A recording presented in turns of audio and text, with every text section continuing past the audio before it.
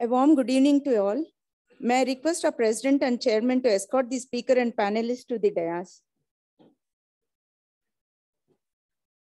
Dr. C.A.I.S. Prasad, President FKCCI, is also practicing chartered accountant who have actively served the community in the field of education, medical, relief, and various philanthropy social activities. He has also held various high positions in social trade and service organizations. I welcome you, sir. C.A. Shravan Guduthu, Director, FKCCI, and Chairman of Central Taxes and Corporate Law Committee, is a practicing chartered accountant and also a company secretary and registered valuer. I welcome you, sir. And I also request you to take over the proceedings of the session.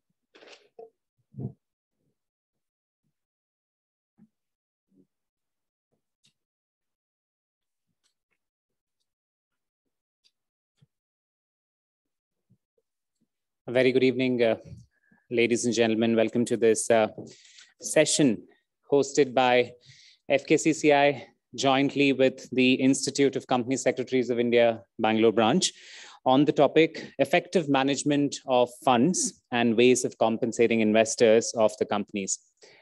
Friends, we all know the very sole motive or the goal of any businessman is to increase sales, increase and bring more and more sales, and do anything that is related to this very particular goal. It could be working on the quality aspects of his product or the service that he's providing, or it could be anything in relation to, bettering the top line.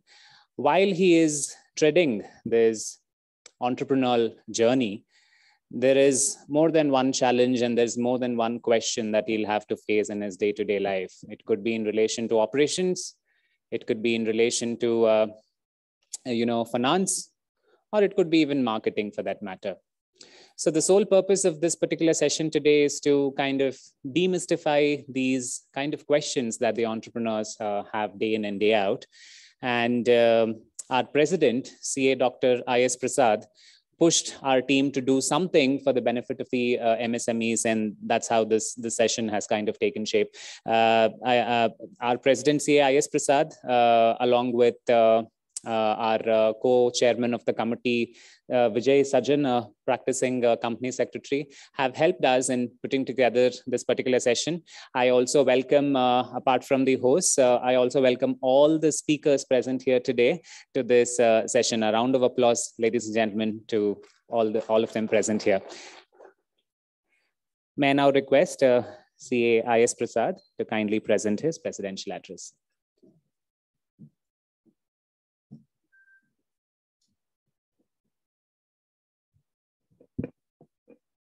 Good evening. Today's resource person, C.S. Pradeep Kulkarni, past chairman, ICICI Bangalore chapter, C.S. Dattatri H.M., past chairman, ICICI Bangalore chapter, C.S. Vivekananda S. Advocate, High Court of Karnataka, C.S. Sunita Jain, chartered accountant, C.S. Vijay Kumar Sajjan, immediate past chairman, will go and join later.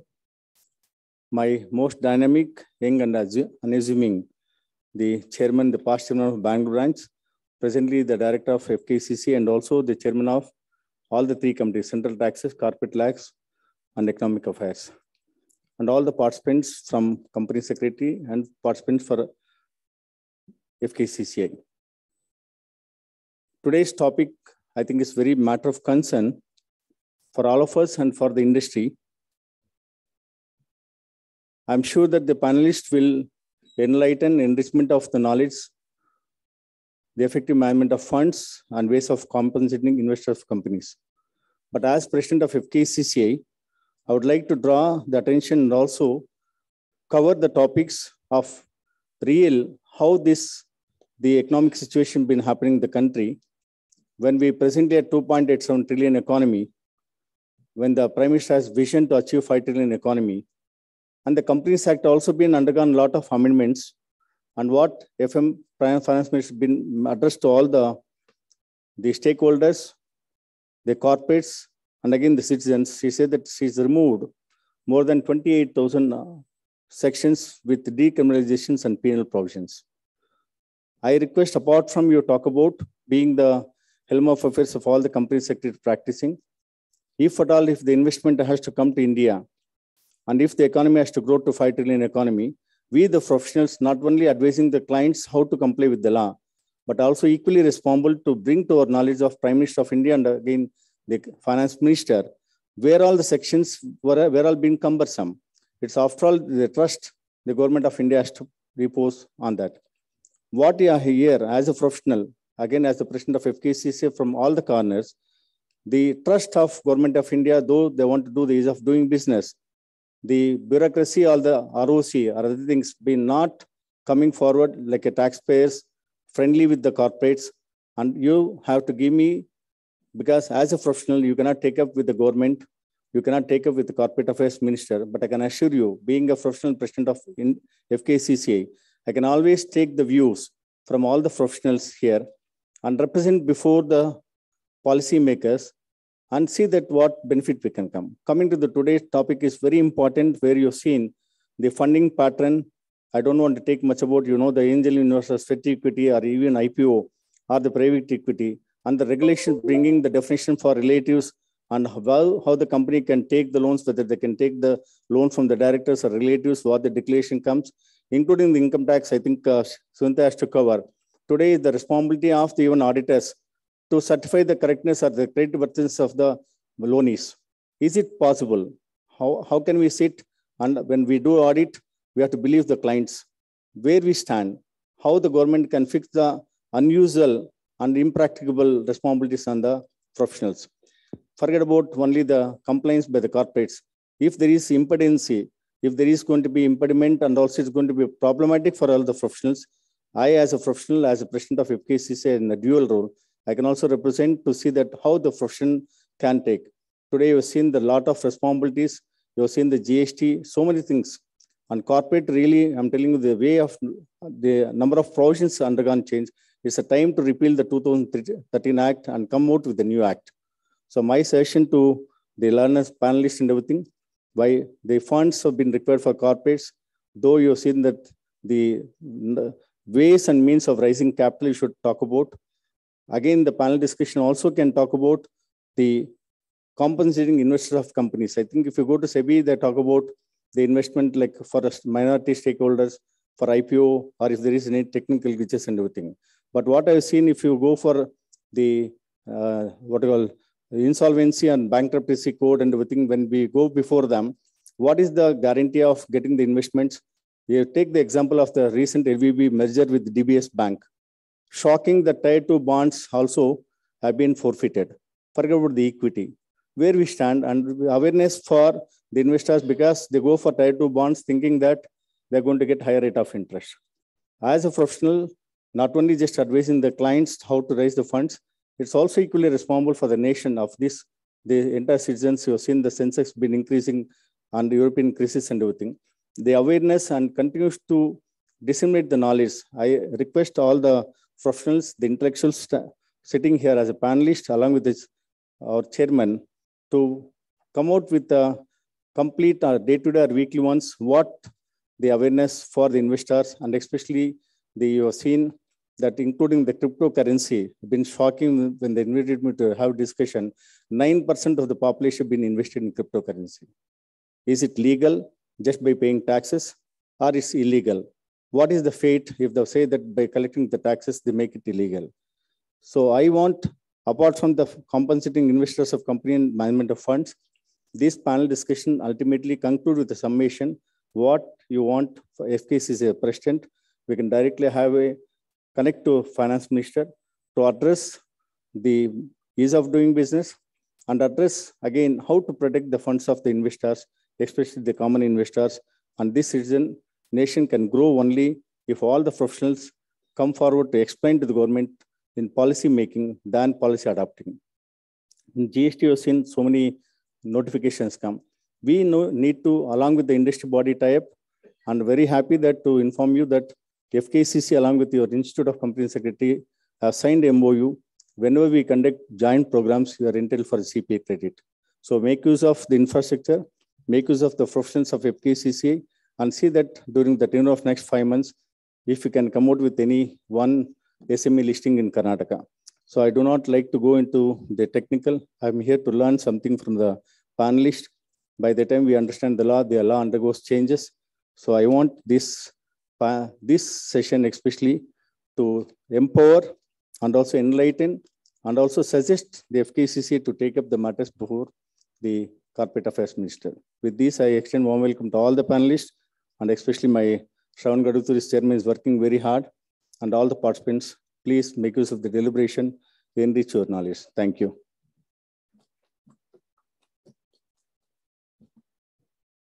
Thank you, President, for your opening remarks. Friends, before we start the session, let me take the privilege of introducing the session speakers as well as the panelists who will be sharing their thoughts today. First and foremost, we have with us Pradeep B. Kulkarni. Friends, Pradeep is a graduate in commerce from Karnataka University and a fellow member of ICSI. He is presently specializing in the field of due diligence for funding and investment activities and is also into secretarial audit of listed entities. He's also the past chairman of ICSI, Bangalore chapter, wherein he served as a chairman in the year 2019. With this introduction, I welcome Pradeep to this gathering. May I now request the president to kindly join us as we, as a token of appreciation, taking his time out to be a part of the session, recognize him with a memento.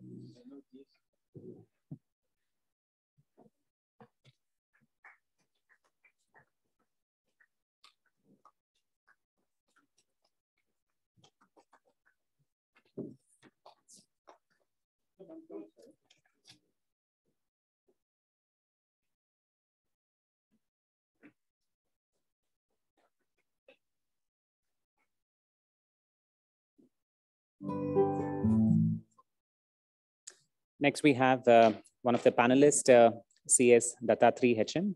Dattatri carries with him over 21 years of hands-on experience in leading corporate legal, secretarial taxation and IPR services. He has held board positions and trusteeships in several organizations.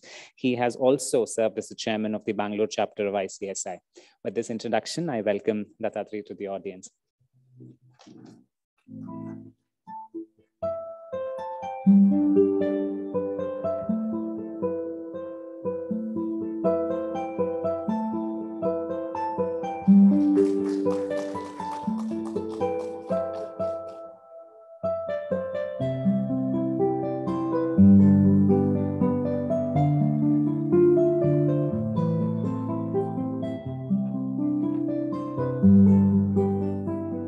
Friends, we have an advocate amongst us, S. Vivekananda, who has kindly consented to be a panelist in our discussion today. He has graduated from the University Law College in the year 2000. He has enrolled himself in the bar soon after. He commenced his career in law in the chambers of his mother, Srimati Gangabai, who is also an advocate. He then practiced law under the senior counsels, Mr. S.S. Ramdas and Mr. S.S. Naganand, and he has appeared for various institutions and has also conducted public interest litigations on various issues addressing the society. With this brief introduction, I welcome Vivekananda to the gathering.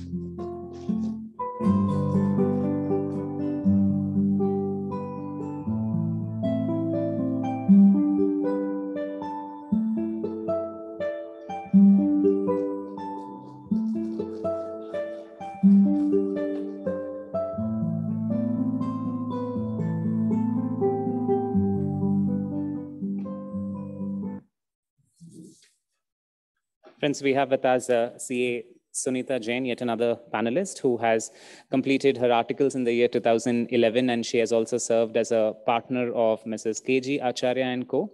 She is specializing in company law, due diligence, business valuation, conversion, taxation, accounting, and further various consulting services related to accounting and taxation. She is presently the head of finance at Cloud Physician Healthcare Private Limited and is also pursuing her LLB. With this introduction, I welcome Sunita.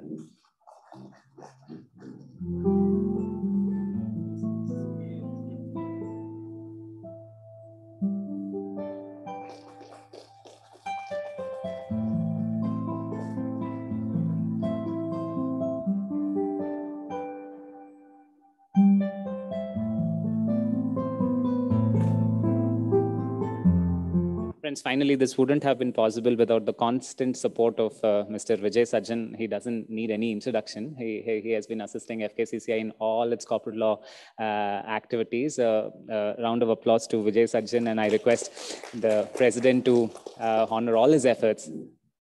Give him more energy. Vice versa, sir. Vice versa.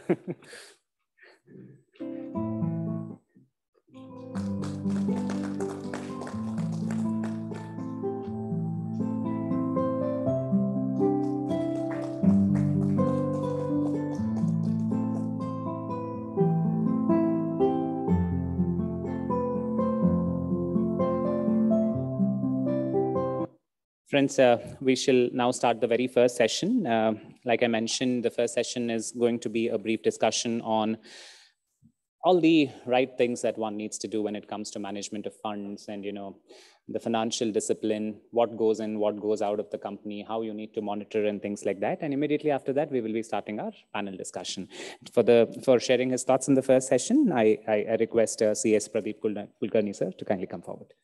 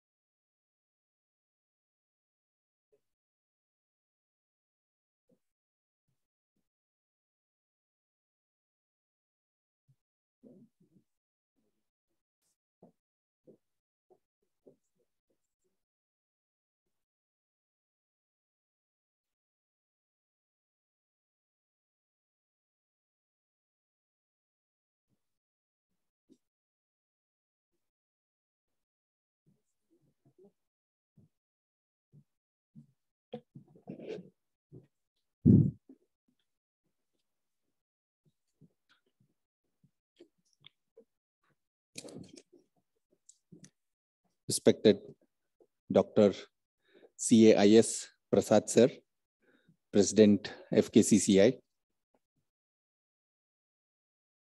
CA Shravan Gudtur, Chairman Central Taxes, Corporate Laws and ADR Committee, FKCCI, CS Vijay Sajjan, immediate past Chairman of ICSI Bangalore Chapter and a committee member of Central Taxes, Corporate Laws and ADR Committee, FKCCI.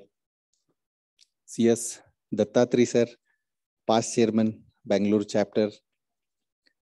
CS Advocate Vivekananda sir, High Court Advocate.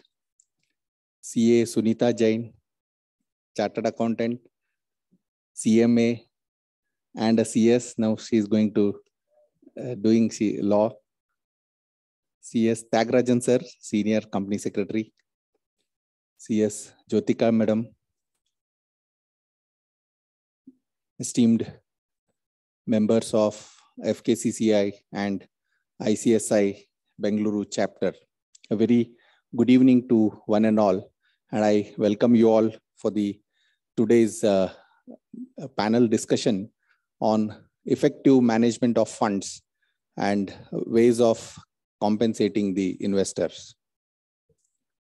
It's a very apt topic chosen aftermath of COVID-19 pandemic, wherein we had lockdowns, economic ups and downs, and now we have a field again, fresh start, where economy is again coming back to the shape.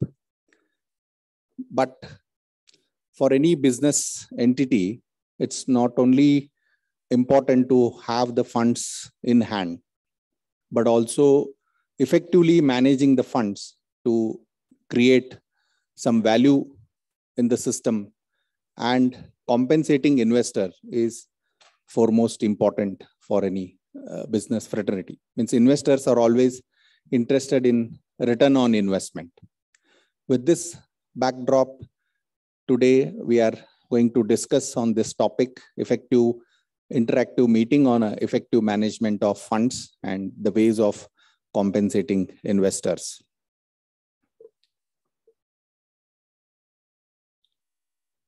The Warren Buffett has told that someone sitting in the shade today is because someone has planted a tree long back. That means today, if some business organizations, group of companies are running smoothly and having, giving livelihood to so many employees working under that big organization, is because someone has had that vision few years ago.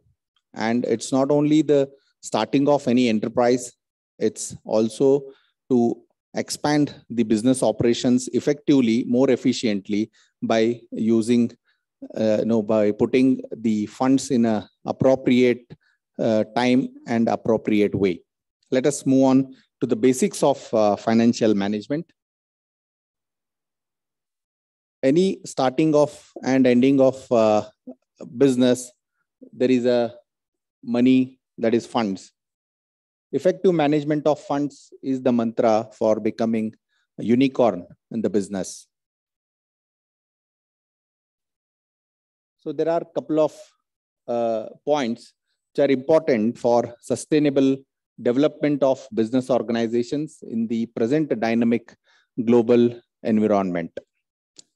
Mainly efficient financial planning, budgeting, financial forecasting, cash management, credit administration, investment analysis, and funds procurement to the business.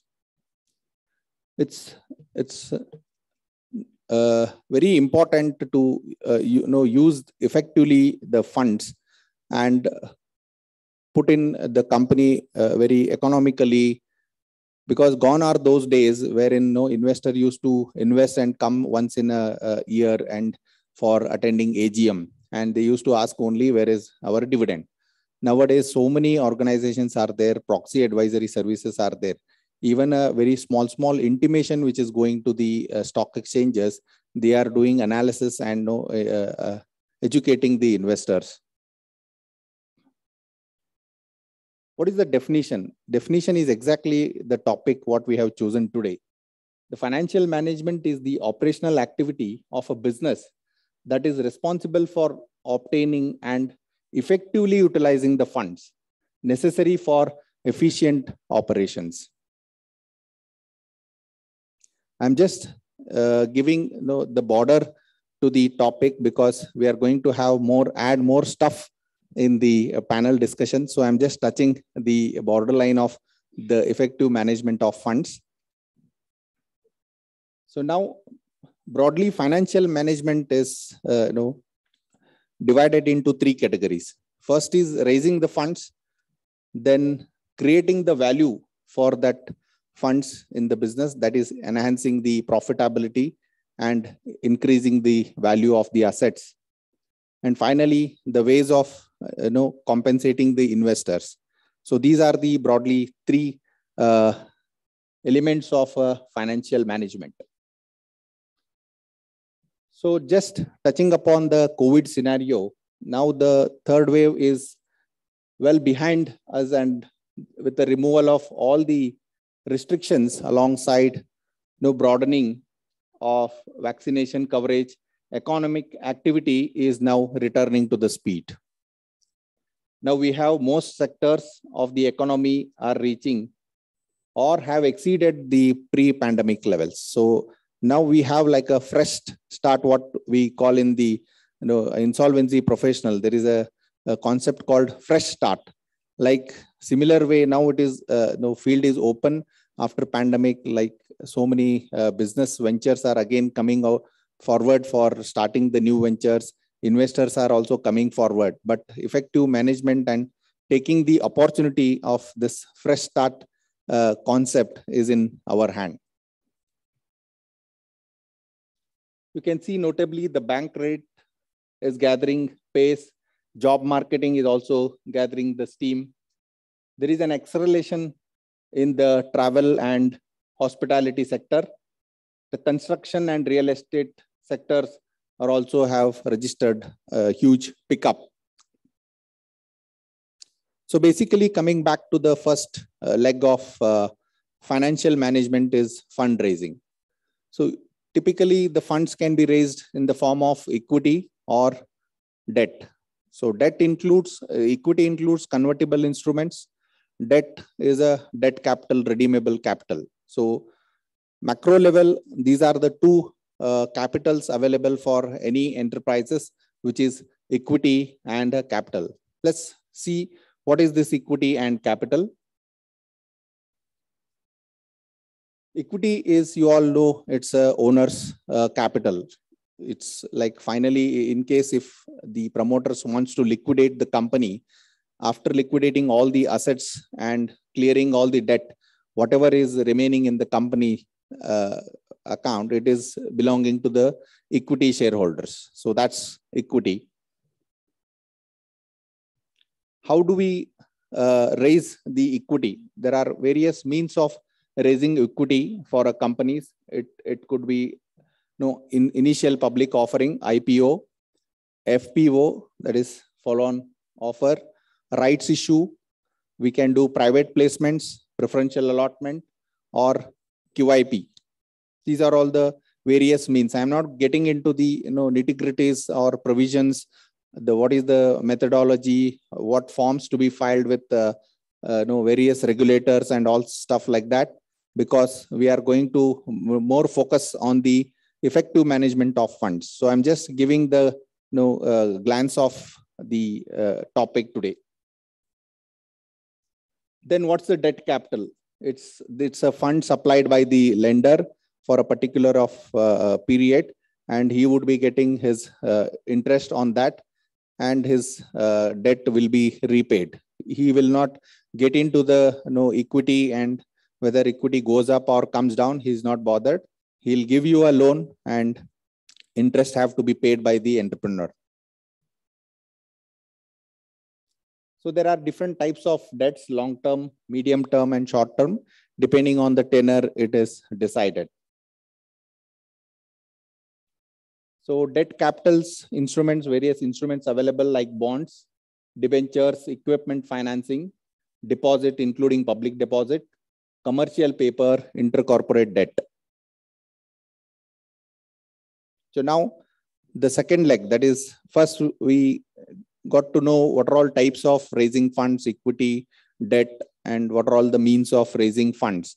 Now, how do we add value to the business? That is most important part, because once you add value, distribution is a very simple. You have various methods of distributing the profits to the investors.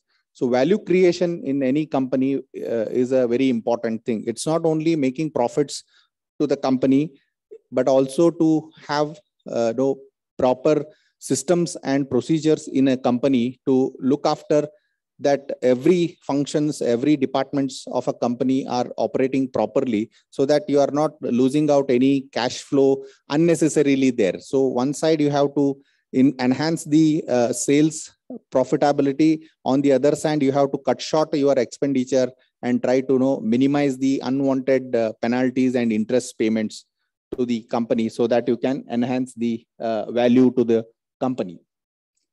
So 3 steps for creating value of assets is to increase the income, that is operational income, reduce the expenditure, and enhance the quality of product or service of a company to increase the operational income. Then it will get into the loop. You keep improving your quality of either product or service so that your income goes up, and try to reduce your expenditure, your profitability goes up. So it runs into the loop. So I just took a small example. If there is a spare parts manufacturer for any car company, how the value can be added. So the car manufacturer buys so many spare parts from many suppliers, and he put everything into a proper shape and do the testing, add more features to that, and give a solid finishing look to the particular car. That's how the value gets added to the final car, and car gets sold at a premium. This is a small example I took so that it will be easy for me to explain how to add the value. So basically, I have put some my thought process. It's not like, again, anything, how the value can be added in any company. First thing is the good product or service, whatever you are providing to the customers, should be very good. Then adaptability to the change. So many companies, if they do their business very conventional method, and if they are very reluctant to change, they will vanish from the market. So we have to be very adaptability to the change. Upgrading to IT infrastructure and digitalization. This is like inevitable. Last week, I was in some other city. I was listening to one of the sessions like this, and one lawyer came and told the digitalization and IT, we cannot say that we are in a different domain. So we are not tech savvy. I cannot use the systems. I cannot. He said, going forward down the line, 10, 20 years, system only, you just have to say something, this petition I want. Say there is a NCLT merger petition, just say that, it will prepare the petition. That's the level. IT is going to take over all the fields, in fact. So it is inevitable for everyone here to upgrade to IT sector, or at least to have some knowledge about the usage of various apps and softwares. Then widening the business operations. This is my, again, personal view. Most of the time I have seen many entrepreneurs will be locally operating. So they can go out of the state, they can go out of the country. Though the more they do expansion and widening their operations, they can create more and more value to their business. Then ethics and governance. Ethics and governance is foremost important. See, you can have ethics, but without a proper governance, is again would be a failure. And at the same time, you have a very good governance, but bad ethics. Like if I can take an example of Kingfisher, they had top-notch executives, top-notch MBAs, all big CFOs, company secretaries, all big executives. They had a good governance system, but their ethical values were not that great. So eventually, you all know, it failed. That way you have good ethics, a lot of ethics, but if you don't have proper team to run the show, like I was reading in the newspaper for Ola, they are having good ethics, but they don't have proper governance team. All top-notch executives are quitting the company. So now they are not shaking now, not stabilized. So I just put this thought, ethics and governance is foremost important for any organization to take the business in leaps and bounds. Then compensation, the last leg of the topic of my keynote, is compensating the investors. Once you have funds in place and you put in the funds effectively in the business operations and start earning profits, and you have a lot of liquidity, then you have various ways of compensating. It's first and foremost is dividend. You can pay out dividend. You can do the buyback with a high premium so that investor gets the exit route. You can give bonus issue so that their holding also will go up. You can do the reduction of capital if you don't want so much of capital, because you have a lot of earnings from the business and you have a lot of liquidity to turn over and to take care of your capital budgeting and to take care of your working capital requirements. Then when company gets taken over by some big people, you will get a good premium rate for your shares by way of share transfer. Then company can go for IPO, and under the secondary market, again, the investors can exit. Then remuneration to directors and promoters is, in case it is a small venture and they are earning good, they can take out the money as a remuneration also in certain cases. So some practical cases I have come across in this thing. It's not only, again, this is again in the backdrop of ethics and governance, what I was quoting to you. This is again, this is my pure personal experience wherein I just brought these cases. So it's not only important to have the funds. It's every promoter, every entrepreneur it is very much important to have proper systems and places in place, and respect the compliance mechanism.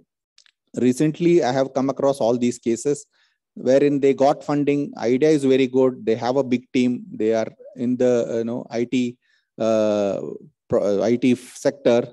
Their app is again appreciated by many MNCs. In abroad, they got so many awards, everything, but they had a very bad compliances in when they raised the funds. When they got to when they went to the investors again for the second round of funding, there was a due diligence and they found out there are some deviations from compliances. And when they asked them to do adjudication, they got a big shock of their life. It was 2 crore when and it was a very small company with 1 lakh paid up capital, but they have got a lot of potentiality, but they were ignorant of compliances. Then we went to appeal and somehow got it reduced. That's a different matter. But for a couple of months, the promoter could not even had a good sleep in his night. And instead of concentrating on his core business, he was every day and day out was worrying about this, how to come out of this mess. So it's always, I advise as a compliance side of the in the business field, I always suggest the entrepreneurs to respect compliance. Gone are those days wherein what else, how much is the compounding fee? That time it was the cost of compliances versus cost of non-compliances. So it was beneficial for non-compliance. Now it is not like that. Artificial intelligence is in place. So the moment we file any form, we will start getting the notices if there is any wrong thing in that. Likewise, there was a management dispute. Even though there is a management dispute, the company should not suffer. There has to be some proper system. Like even smaller entrepreneurs and medium entrepreneurs can have proper departmentalization. It need not be that as big as a bigger corporates, but at the same time, they can have a smaller setup.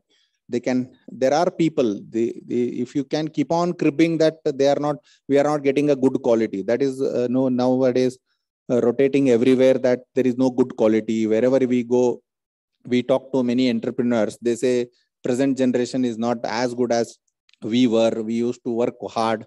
We had a common sense. Nowadays, generation is not having that basic common sense. They do not work properly. So execution time, earlier we used to take 48 hours without any systems, computer softwares. Now they are taking at least 15 days.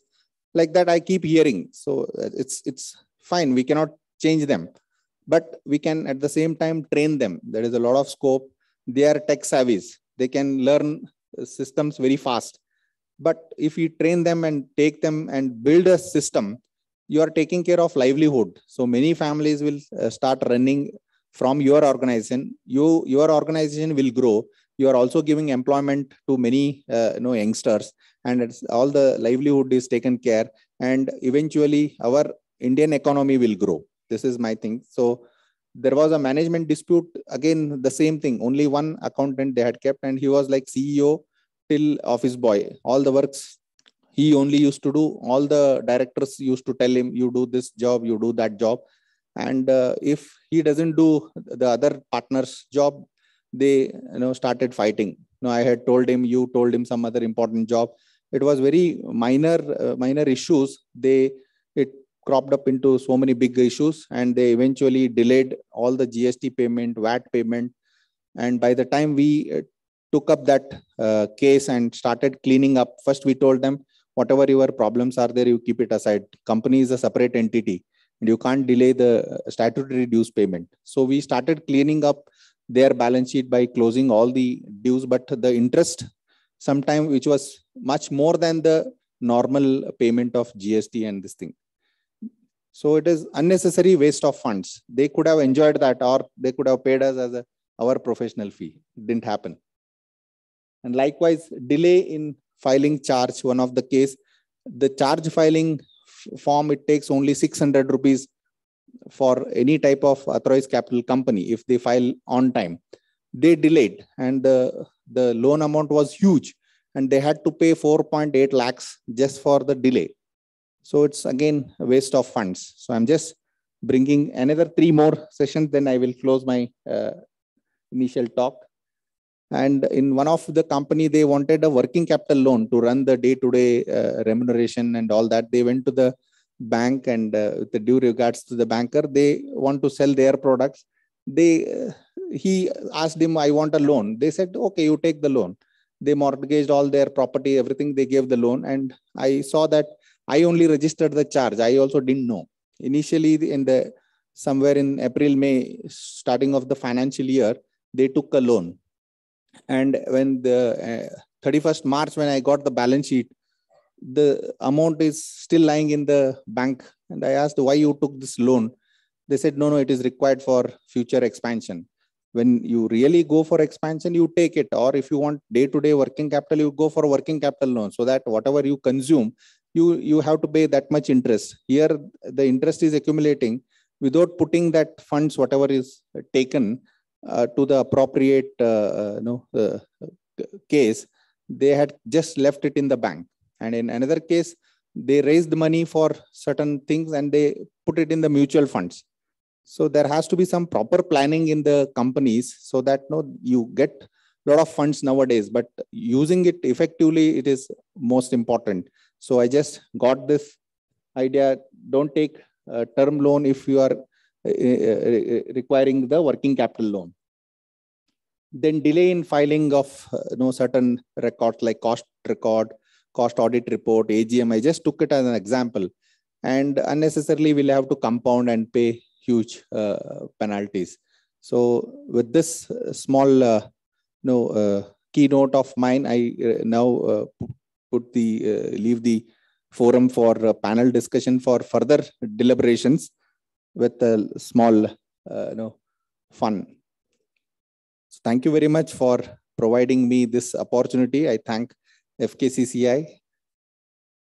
You can read, I will continue later on. After heavy fund management talk, I thought I just keep this small joke. So I request, I thank Shravan for providing me this opportunity. I thank Vijay for bringing me. I asked him, in fact, you can ask me to talk on certain compliance, like you can ask me merger, private placement, rights issue, all that stuff I can talk. This is a completely different this thing. Then he said, at least you make a try. Then when I started thinking, in fact, I said, 2 hours is not enough for this topic. In fact, you have to conduct a workshop for 2 to 3 days, because it's a lot of things are in that. And it's wonderful topic, because most of the SMEs require this kind of financial planning, like virtual CFO. They have to really come forward and handhold the entrepreneurs. They can save a lot of money over there, and a lot of potential is there. SMEs, as per normal statistics, which I saw in the RBI website, they constitute around 65% of our economy is SMEs only. The big players are only around 35, less than 35%, in fact. So thank you very much. Thank you, Shravan. I request you to take it forward.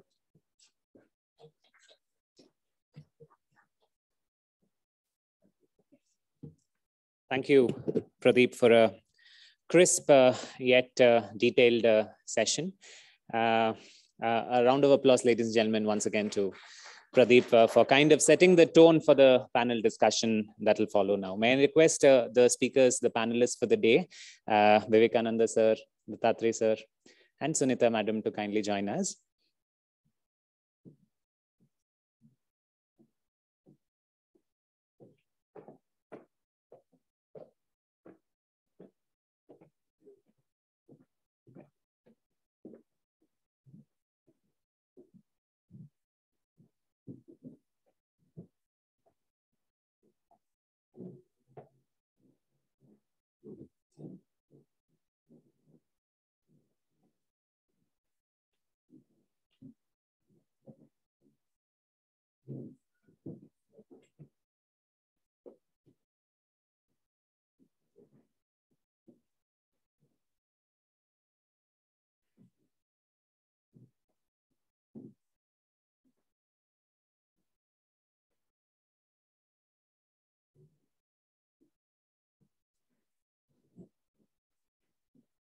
Check.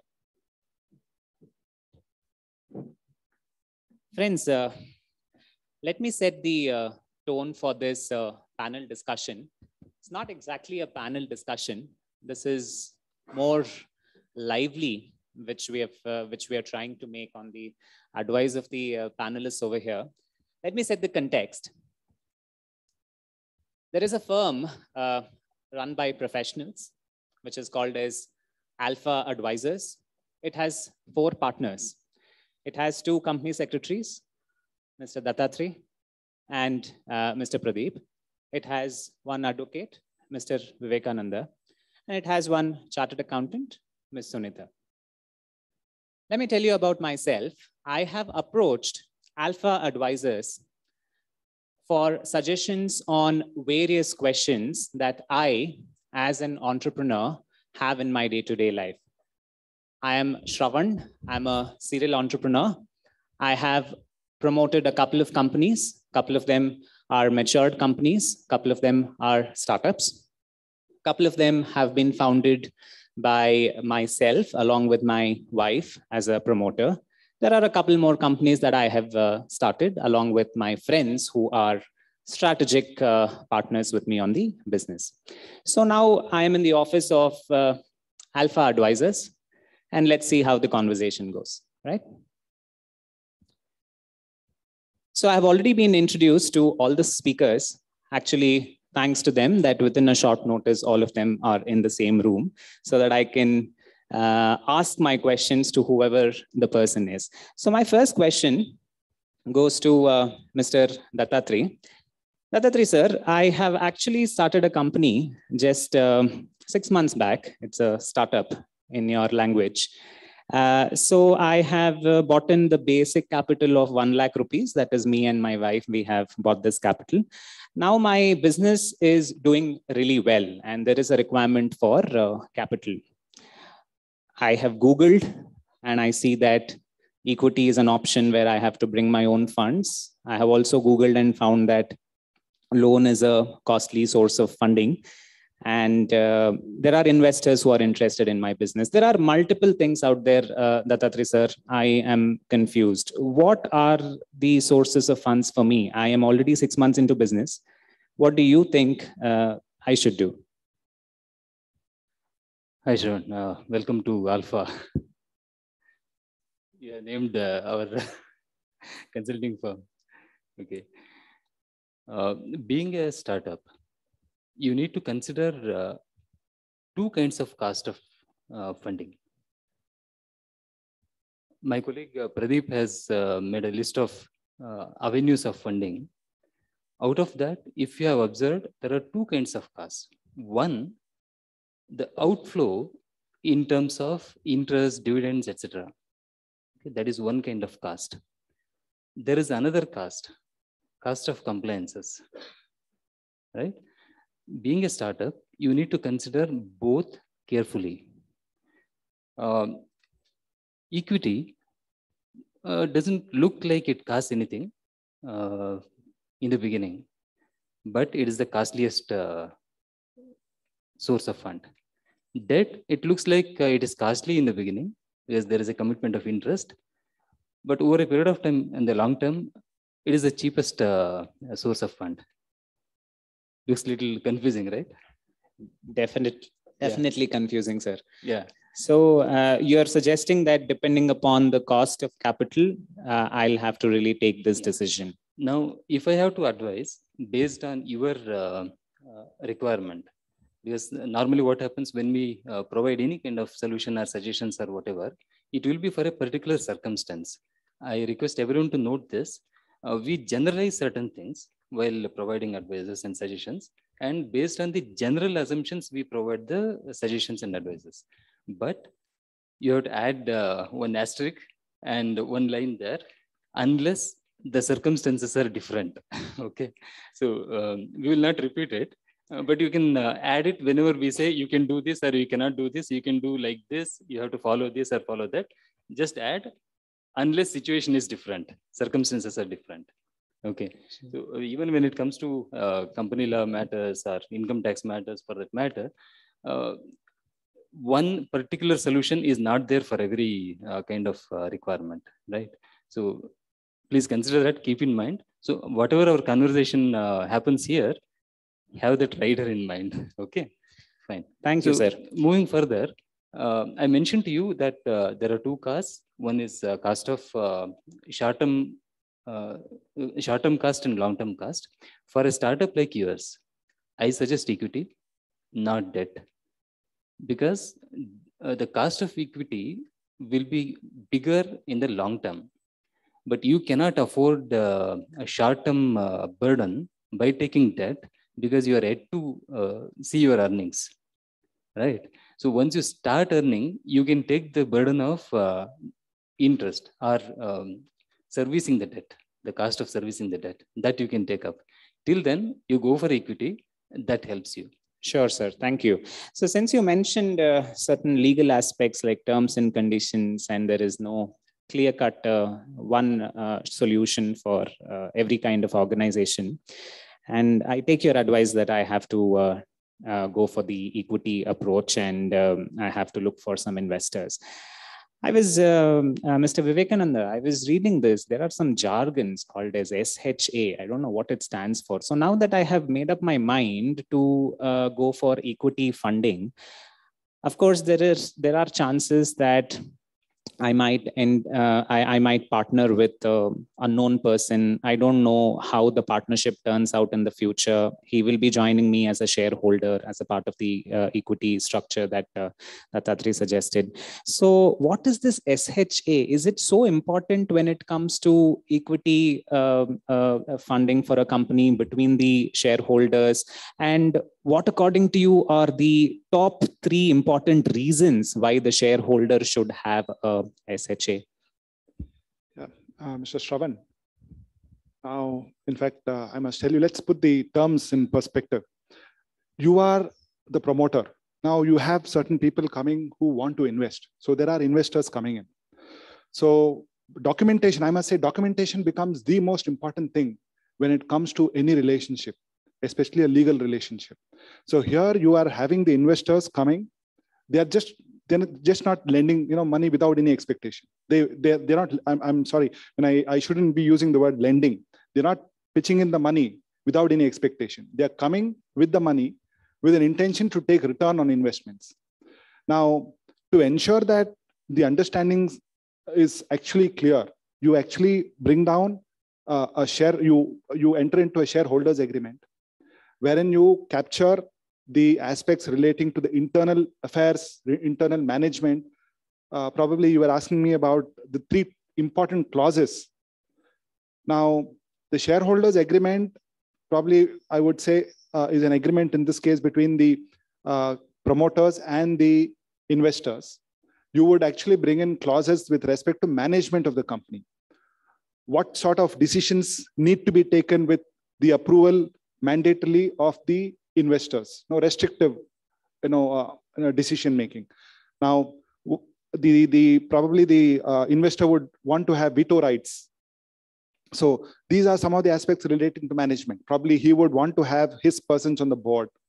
He would want to ensure that the managing director or the executive directors go by rotation. So these aspects can be captured in the shareholders agreement. The second most important clause, which I may say, is the transfer restriction on transfer of shares. Now, as an investor, I look at your credentials and I am investing. Now, it shouldn't so happen that you transfer your share to somebody, some stranger, and then walk out.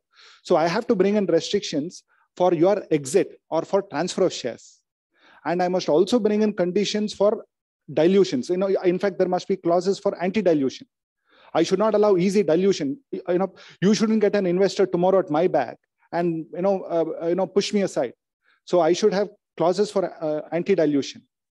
And I must ensure that I capture the intention with which I am investing. Now, let us say as an investor, I'm sure I'm coming in only because you have assured me that you will bring in returns 4 times the investments that I make. But I cannot capture it in the shareholders agreement. Now, let us say, in fact, I must tell you, previously this used to happen. The shareholders agreement used to capture a clause that the investors would be entitled to 4 times the investments that they make. The RBI, in its policy decision, very clearly said Such clauses cannot be entertained. Those are not legal, because the investor is coming in as a shareholder. He is supposed to be exposed to the risk. He goes with the times, makes money or he loses money. He has to go with the, the equity shareholder, with the promoters. So that being the case, what happens is you will have to still ensure how the whole thing is protected. Now, probably there is a situation where the investor has to exit. Valuation has to happen. So you'll have to bring in clauses to protect the interest of the investor. And I must say the other most important clause would be the dispute resolution. Generally, we have an arbitration clause. Now, even before the arbitration, we look at conciliation, a clause for conciliation. If conciliation fails, we then look at arbitration. So these are probably the important clauses, that basic clauses, I must say.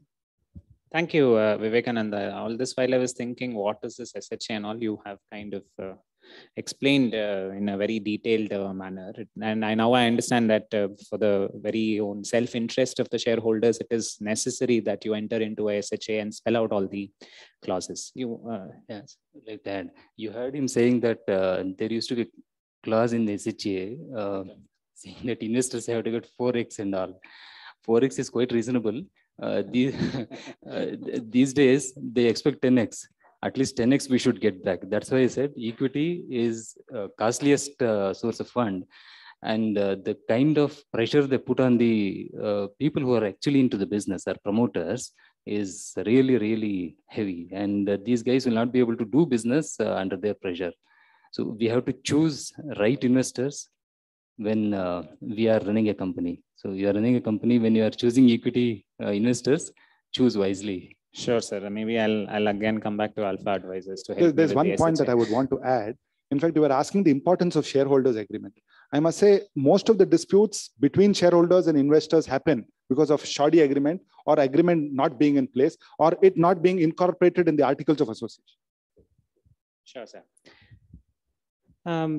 Actually, I wanted to ask this question to Pradeep, sir. Now that Dattatreya sir mentioned I can go for equity investment in my company, I have a couple of friends and one relative. My wife's brother is also interested in being a part of this business, but they're not interested in becoming directors. They just have funds and they are interested in investing in my company. I have a friend. I also have a relative. Are there any ways in which a private limited company that I have can take the funds from my relative and friends? See, since you are the director, you can take the money from your relatives as the unsecured loan. That is one way of doing. If your friends would like to invest your company, you have to make them shareholder only. It can be either equity shareholders, or you can give them an option of preference shares. It can be redeemable after few years. So they just invest in your company without involving day-to-day management of the company. That will be again handled by directors only. So the friends cannot give the unsecured loan to the company because they are outsiders. And for a private company, the invitation to public for subscribing any types of securities by a private company is prohibited under the Companies Act. Sir, aren't we talking about ease of doing business? Anyways, on a lighter note. Sir, we also, thanks. We also have a chartered accountant in your firm. I have a couple of questions to her. Madam, the other company where I don't need any funds, it's doing really well. 3 years back, I was actually a sole proprietor. I used to withdraw the funds whenever I want, whenever my personal bank balance was becoming zero. I used to take the funds from the sole proprietorship whenever I want, because it was a one-man show. It was whatever I say rules, right? So now that I have been moved to this private limited company, what are the ways in which I can withdraw the money from my company? I mean, there are certain taxation aspects, I believe, and there are also other aspects under Companies Act that one needs to be aware of. What are the options for me? I am a promoter, I'm a director. I want to draw some money from the company. What is the best way? I am also a 50% shareholder in the company. Shravan, before we talk about this company that you asked me about, let us talk about your previous company. Sorry. Shravan, hi. Sorry, before we get talking about this company where you said you're interested in withdrawing funds, it was a sole proprietor and stuff.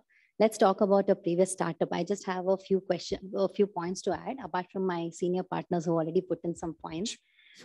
First of all, Shravan, since you are a startup, and you did mention to me initially that my startup is a 6-month-old startup and it is doing well. When you say it is doing well, I'm assuming you're generating revenue in terms of sales. You did not tell me whether you're doing well in terms of profitability. That's my first thing. Second, before you actually discuss anything with us or any professionals, I suggest you please sign an NDA with any person that you start talking about your idea, because you are a startup and the things can just get replicated like this within no time. So we do have a policy. We will definitely sign we'll sign an NDA. I'm just reiterating this point. That's good.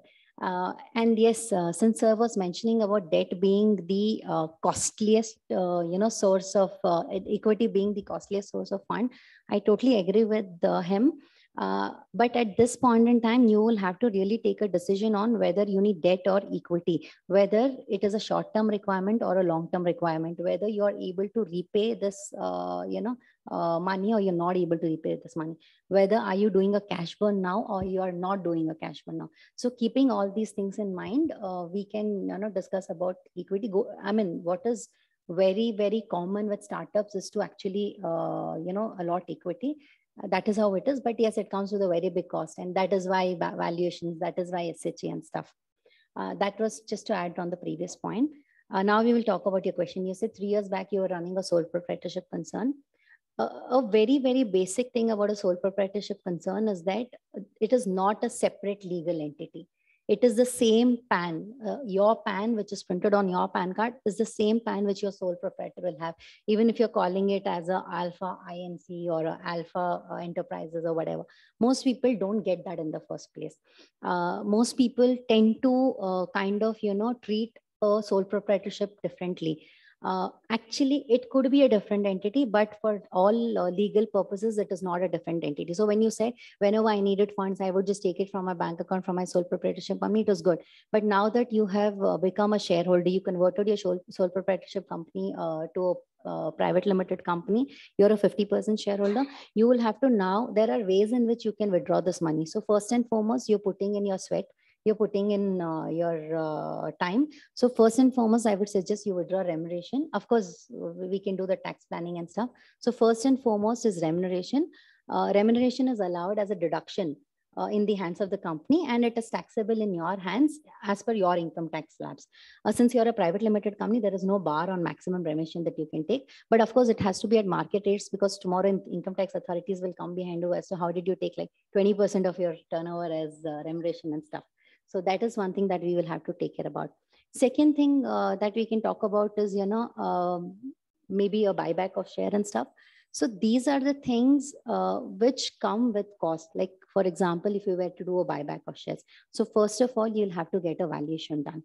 As to, you just cannot say that I bought 100 shares at 10 rupees and I'm going to withdraw 100 shares at 10 rupees, 1,000 rupees. No, it doesn't work that way. You put in this money 3 years back, right? When you converted the company. Today, you are 3-year-old. So you have actually, there is some value which has got accumulated in the company. So first and foremost, you cannot be withdrawing this money at its face value. Now, two, if you cannot do it at its face value, you will be now doing a valuation. Now, in this case, whatever excess you withdraw in terms of valuation, the company will be paying a buyback tax, which is as much as 20 to 23%. It is 20 plus surcharge plus cess. So it is definitely a costly affair. And again, there are legal restrictions. Like once you do buyback, you cannot again float equity of the same kind. Within some time, you'll have to pass resolutions. You'll have to meet advisors. You'll have to pay a lot of compliance advisory fee and stuff. So that is another way of doing it. Another way of doing it is if you're if your company has started making profits and generated accumulated profits, you could withdraw dividends.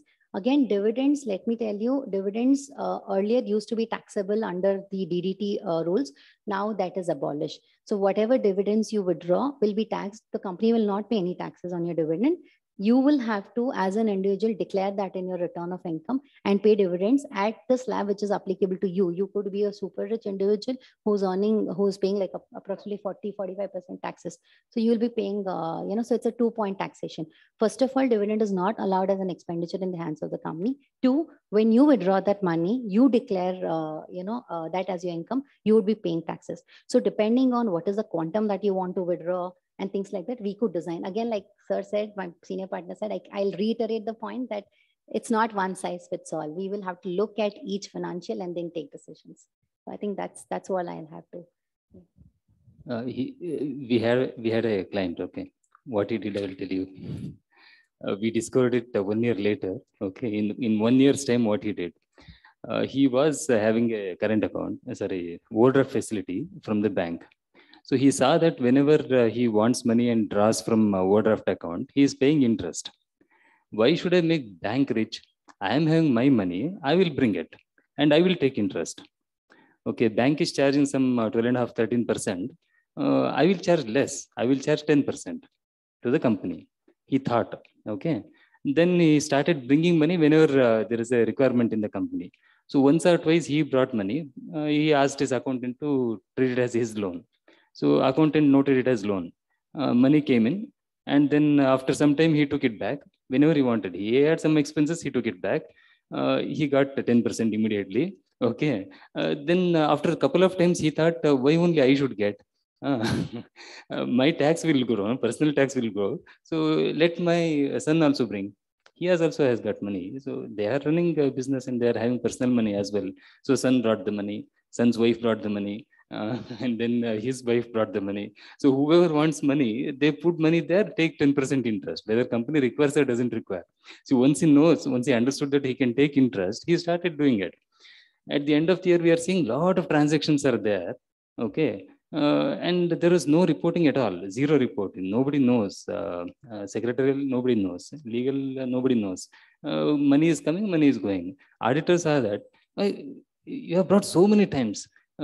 Did you pass any resolution? What resolution? So then he asked his company secretary, what is this resolution? What resolution? It's my company. I am bringing money. I am taking money. What resolution? Who has to pass? No, board of directors have to pass a resolution. It is a related party transaction. What board? I'm in the board and my wife is in the board. We only decided to bring in money. Okay. So when you convert from proprietorship to company kind of format, you need to know that there is a fundamental shift in the form of business. You have given birth to another person, artificial person. You need to understand this. So far, it is a proprietary business. As she rightly said, it all runs on one PAN card. Okay. So if you have learned how to treat business as a separate entity, it is really good. That will be really great. If that is not done, if you continue the same mindset, when you are running the company, then everything will get messed up. Then what happens, as CS Pradeep was mentioning in his presentation, these days complaints cost, not complaints cost, non-complaints cost is really, really heavy. Okay, it will be detected immediately and the notice will come immediately. Adjudication will take a lot of time, that is a harassment, but immediately the penalty, initial penalty will be levied. Okay, so that's where we have to be extremely careful. We said, no, it is not your proprietary business.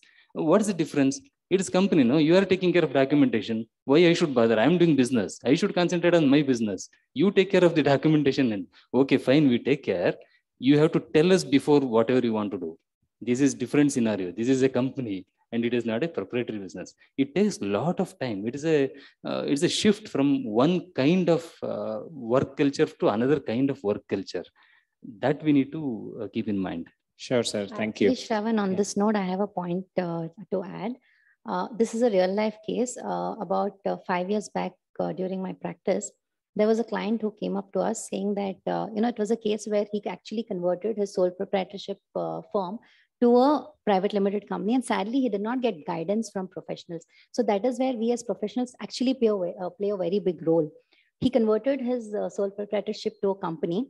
And 3 years back, when actually nationwide ROC undertook mass striking off of the company's names, a lot of directors got disqualified, a lot of companies got struck off. I was at the ROC's office.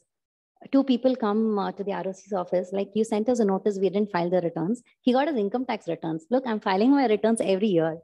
So that is sadly the state where, there is either a half guidance or a no guidance or a wrong guidance, where professionals have advised him to actually, for some tax planning or for some funding or for some XYZ reasons, he's converted a sole proprietorship to a company. He didn't even know that there's something called as ROC returns needs to be filed, board resolutions need to be passed. He comes to shows up with his income tax returns that I filed my returns. How did you strike off my company? So that is something where we as professionals should really play a very big role. We should enlighten them. And that is where we can value add. So we exactly cannot go into his system, sell products for him and stuff, but we can value add like this is the thing. Yeah.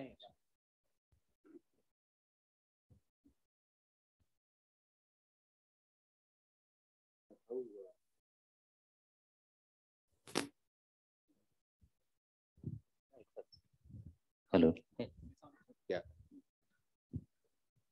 Like how Sunita was telling, it is the professionals who have to know, educate the business people. I also agree, because we have to guide them that you are a company now, you are a director. Let's have a proper board meetings so that you can list out all your problems. Let's iron out all the issues, and we can guide them. This is how you have to do this quarter. All this is the compliance. This is how you have to do. What is the proper usage of fund? How much you did turnover for this quarter? Like how big listed entities do the quarterly financial review. The smaller sector also can do this way, so that they will have at least some target for the next quarter. So this is in our hand, like professionals who have to guide the corporate sector, so that they will also slowly start following the style of bigger corporates, and then that's how the economy can boom in India. Just my thought. Sure. Just one small point that I would want to add here. In fact, in continuation of the discussion here, I must say thousands of directors were thrown out. So today, if it's not just penalty, it's not huge penalties. The directors or the company can literally be thrown out of business. In fact, we have had a situation where thousands of directors were disqualified on account of the companies not filing annual returns, companies not filing the balance sheets and profit and loss account. And literally we were helpless. We had clients coming and inquiring, they were literally desperate because they could not get back into the position as a director again. So, and the disqualification lasts for 5 years, 5 long years. They're literally out of business. So today the cost of non-compliance is pretty huge. You cannot compensate, or you cannot value it in terms of money. Agree, sir. So that means there are a lot of things that I have to note. Very difficult, actually. Sir, Dattatri sir was actually mentioning a situation where someone was bringing in the money as a loan, taking some interest. I have a slightly different scenario. For one of my companies, I have given an interest-free loan. Maybe from Companies Act, you can add an income tax, you can add. So I wanted to understand, is this allowed? Can I bring in an interest-free loan into the company as a director loan for the company? Is it okay to take such money from me? Or are there any restrictions, maybe legally, income tax, Companies Act? Please throw some light, sir. You can bring money to company. It can be interest-free also as a director. Yes. Director's relatives also can bring money interest-free to the company. That is possible. Okay, that can be done. Others not. Like when I say others cannot bring money, it is not that there is a bar on they bringing the money. Anybody can bring money to the company. But as I mentioned there is another caste, compliance caste. Okay, here there is no interest caste. You are saying interest-free loan I am bringing to the company, it is fine, but there is a compliance caste. If it comes in terms of deposits or debentures, then there is a compliance caste. Unless your fundraise is of significant size, don't get into the compliance caste. If fundraise is in a significant size, and it makes and the compliance cost is justified, definitely we can go for raising deposits and debentures. Otherwise, yes, you can bring interest-free loan to the company. There is a process for that. You have to strictly follow that. And if you are planning to bring loan to the company, because company is not getting loan from the bank, but on a personal note, based on your personal net worth, you are able to get the loan from the bank and take loan there and bring it to company here, then that is not allowed. So if I have to repeat, if I take a loan from my personal, whatever my because your net worth credit is rating, high, I get a loan. Yeah, but company is not getting. Get the same amount back to the company. You cannot bring that loan what you have taken to company. You have to lend company out of your own resources. There is a requirement of a declaration to be made. You have to declare to the company that you are bringing money from your own sources.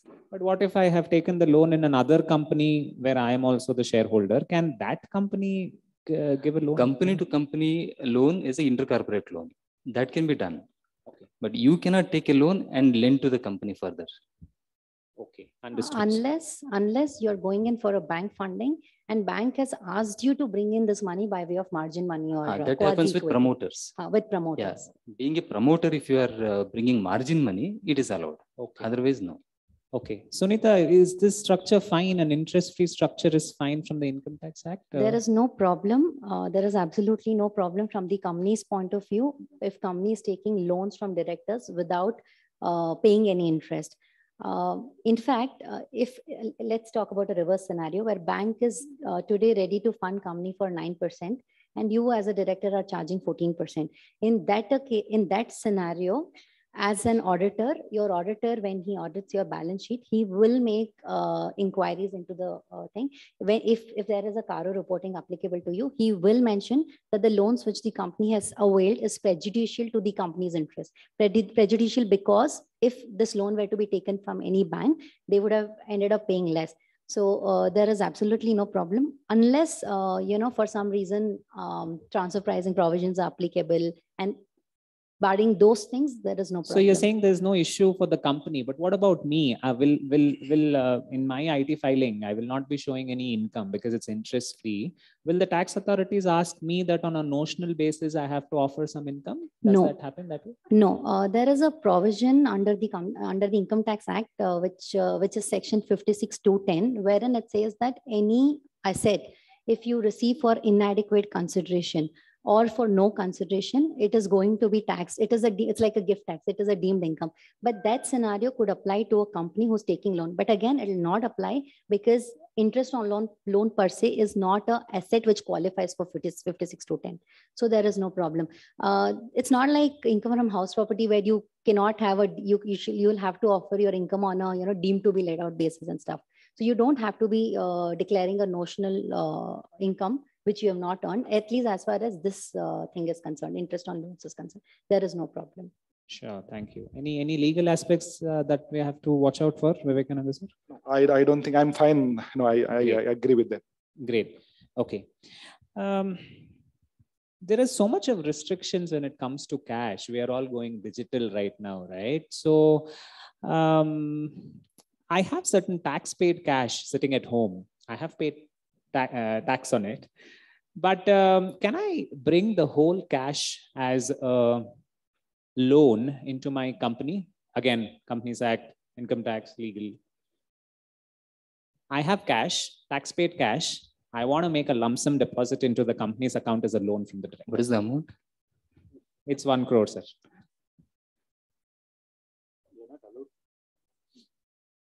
Is that? So you're saying that only up to 20,000 I can deposit cash? Cash transactions, yeah, cash transactions are actually barred. Okay, so this bar is from the Income Tax, Companies Act. It is from the Income Tax Act. So there is no problem in you giving a loan. You can as well go ahead and give the cash loan. But the problem is with the person who has taken the cash loan. So if you want to go deposit this money into your company, there is this rule 269 SS. There is a section 269 SS, which bars you from taking cash loans. And if the company has gone ahead and in non-compliance of 269SS has taken a cash loan, the penalty is equal to the amount of loan taken. So you cannot be taking cash loans. So the solution in this situation is I deposit the money into my own account and then I transfer it as a loan? Yes, because you declared in the beginning that it is a tax-paid money. Yes. Yes. How could you withdraw so much of cash? That's for another day, sir.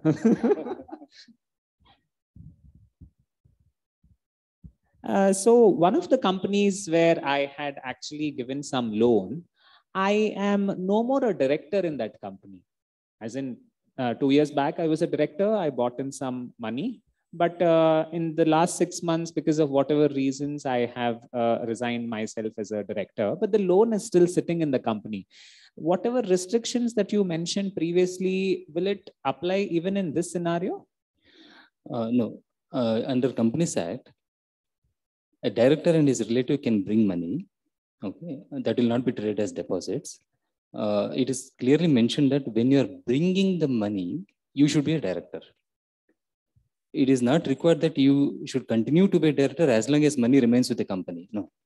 So when you are bringing money, you should be a director. So after that, you can resign. Maybe just for bringing money, you can be a director and then you can resign and go. Because many places, this is done. Actually, it is done because deposit provisions are quite stringent and compliance cost is very high. Director can bring easily, but others cannot bring. Looking at the restrictions, Vivekananda sir, you mentioned about SHA. What do you think that my company should have as the basic legal documents? See, I have my MOA, I have my AOA, I have my PAN card, I have my employee contracts for whoever are the employees.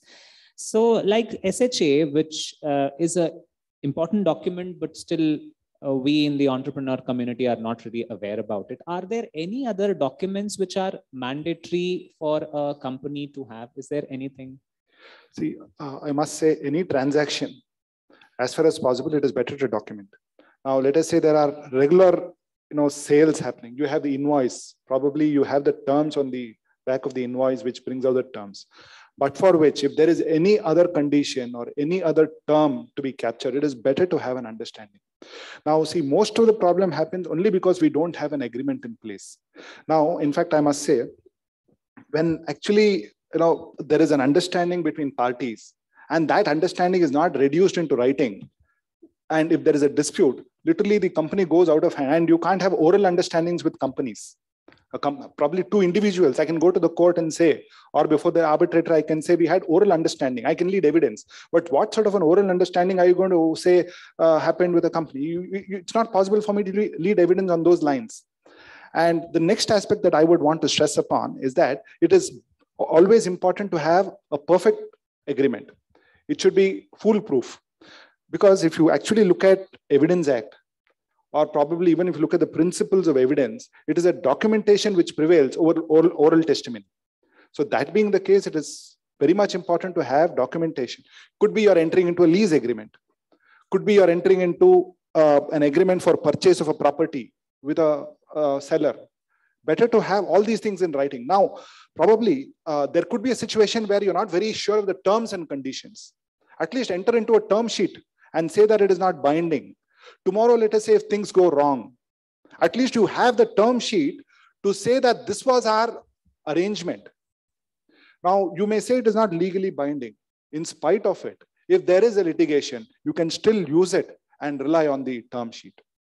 So I would say enter into agreements wherever possible, employee contracts, contracts with customers, contracts with the owner, or all sorts of, because everything that you are transacting has to be safe and secure. Yeah, I fully agree with him. Two friends joined hands and they floated a company. Both are friends, no? So that's why they had 50-50 shareholding, and both are directors. Okay, everything went on well for quite some time. No arrangements or understanding was in document. Okay, so they were talking and doing. Board meetings and all are just for paper sake. No real board meetings happened, and in fact, there was no paper also. Sometime they discussed, see, we are drawing money as salary, I heard that tax can be reduced if salary can be paid to our wives. But I don't know whether it can be done or not. The other friend said, okay, let me call our auditor. He called. Said, sir, can we show our wives as employees and pay salary? Auditor said, yeah, it can be done. Okay, call closed. Okay, over. And then immediately they asked their accountant. Accountant will be the only one person there doing everything. Okay, A to Z, only one person will be doing. He is the company secretary. He is the yeah. He is the CEO. He is the peon. He is everyone, everything. So accountant, you issue an appointment letter. Okay, and then start paying 1 lakh to both our wives. Okay, so he collected data and he did that. Started paying. Nothing else. Over. It is going on. So after some time, some dispute started between them. And after a couple of years, they were 100% enemies, not friends, because of some issues which erupted between them. And the one who was in charge of the company, he stopped paying this guy and also his wife, stopped paying salaries.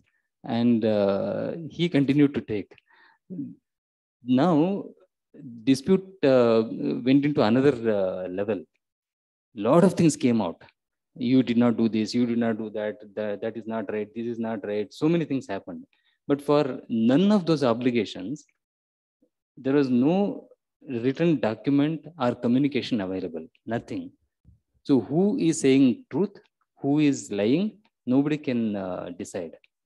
And finally, after 2-3 years of struggle, the company is almost dead now. It had very good business. They were doing really well. Now company is almost dead. It started with small things. It went off like this.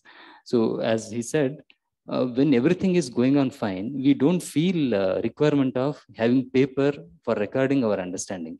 We are friends, no? Why should we write everything? There's no need. Everything is going on very nicely. So that is the time when you have to record. When everything is going on very well, fine, that is the time you have to write down each and every understanding, note it, record it, and see that same thing is implemented in the company by your employees. Nothing else. So it has to go in a proper process. And when you are approaching professional auditors, don't just call, can we do it or can we not do it? They may say, yeah, we can do it. We asked auditor, what happened? You said it can be done. You did not advise them on the process. They didn't ask me. They keep asking so many things. They asked this. I said yes. I was also not aware that they were paying to their wives and all. I came to know only when year end happened and I started auditing. So that is the problem. So you ask, can it be done? Yeah, it can be done. But there is a process for it. You have to follow the process. So you're saying don't give half and half information to any professional, just like a doctor. You have to disclose everything. You brought a very good point out. So I understand that everything has to be in black and white. I think you'll have more services from our side. The number of agreements are just increasing as we converse further. I think there is something under the Income Tax Act. You were talking about paying salaries to wives' account. There is something called clubbing provisions, right? Under the Income Tax Act, there is something like if my wife is qualified or something entity. Yes. Can you tell what that is? So basically what happens is you can pay salaries to your spouses. There's no bar on that as long as they are otherwise qualified to draw such salaries, or you can at least justify on records that they're qualified to draw those salaries. Why I'm saying justify on records is because there could be a question. The taxman could just come behind you and ask you that you've paid 25 lakhs to your spouse and where is it? You should be able to justify that, you know, if he or she was otherwise employed with any other entity, he would have been normally drawing this kind of salary. If you somehow fail, suppose let's say there is a case, we do audit, we audit a software company. And one of the promoters' wife is actually a dancer, and she knows, like zero about software. And this again is like started by 3 friends. And just to ensure it's all 1/3 each, they are paying equal salaries to everybody. We said you can't be doing that. If you really want to draw out equal salaries and stuff, you can actually be doing other things like, you draw in terms of dividends or, some consultancy and things like that, have a disproportionate director's remuneration and things like that. Now, what happens is in such cases, there is a provision for clubbing which says that if there is a diversion of income at source, and if it is going to the hands of the person who's not entitled, it can get clubbed in your return of income. So suppose, let's say Shravan transfers that 1 crore rupees to his wife, and she deposits that in her bank account, and she starts earning interest. This is done just to ensure that she's not paying taxes or paying lower taxes. Because this is diversion of funds at source, and not for any consideration, of course, out of natural love and affection. It is not for any other consideration otherwise. There will always be a clubbing which will apply. It will also apply if you're transferring your house property to your wife or to your daughter-in-law. That clubbing will apply. Mm-hmm. So while we are talking about this remuneration to wife or spouse, for that matter, what if there is some remuneration paid to a relative, say some 3 lakhs per month or 4 lakhs per month? Maybe Pradeep sir can help. Again, Google is there, some section 188 or something. Will that be some kind of a violation? Would ROC be really interested in these kind of transactions? Can you throw some light, sir? See, under the Companies Act, there is a beautiful concept called related party transactions. So you can either get caught by the regulators very badly under that provisions, or you can make very good use of that section if you properly plan your compliances. It goes either way. So it's not only from income tax point of view, since if you are paying any relative, any salary types funds, it amounts to a office of place of profit. If that relative is on roll, like if you want to employ any other executive, wherein your own relative is having that qualification, so you want to have him on the board so that he would work for you instead of third party. So there the clear-cut transaction is established that he got that qualification to execute the work what your company is in need. So you take him, and whatever is the market price he would get from the third company if you would join there. So same amount of remuneration if you are paying, it is called as it is in the normal course of business and at arm's length. So there is no problem. If you are just to save the tax and reduce the profitability rather than paying 30% tax by the company, you can book some expenses by paying salaries to your relatives who doesn't carry any qualifications for that matter. So you are just booking an expenses and taking out money. He will, the amount goes from your account to his account, and then you do whatever you want.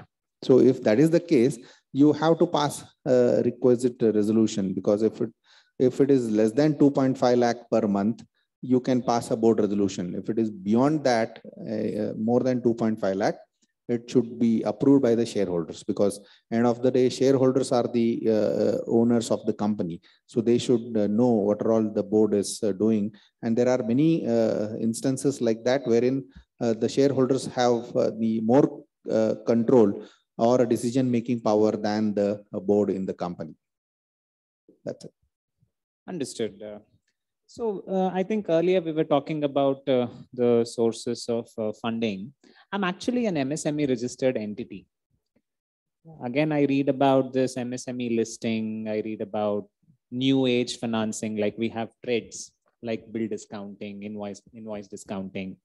There are different ways in which funds can be raised. Since we are aware about the equity and debt, can anyone tell what are the other sources of finance for an MSME?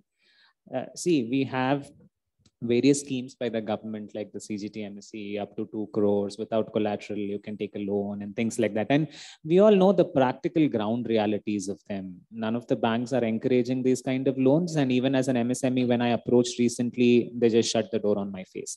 So this being the situation for me, being an MSME, being a person who cannot give a collateral, bank loans are ruled out.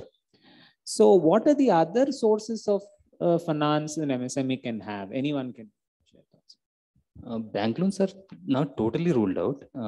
We have seen some of our MSMEs getting the loans up to 1 crore and all. Actually, eligibility is up to 2 crores, for which central government will give the backing. Yeah, as you said, many banks are not encouraging it, and they are not lending for many reasons. They don't say that they will not lend. They will never say that they will not give anything, but because they can't say that. However, they have lent many MSMEs loans. One of our MSMEs, we have taken up to 1 crore. They lent, and based on that, during COVID situation, central government funded for interest. Yeah, one time concession, or I can't say concession, a subsidy that has come. Not even a grant. It was a direct deposit to our account, okay, from the government, and 2 times extensions were given for the existing loans. That is there, that is happening, but not to the level we expected that to happen. That is true. So any other sources of funding for MSME? Anyone else can throw some light? Because go ahead.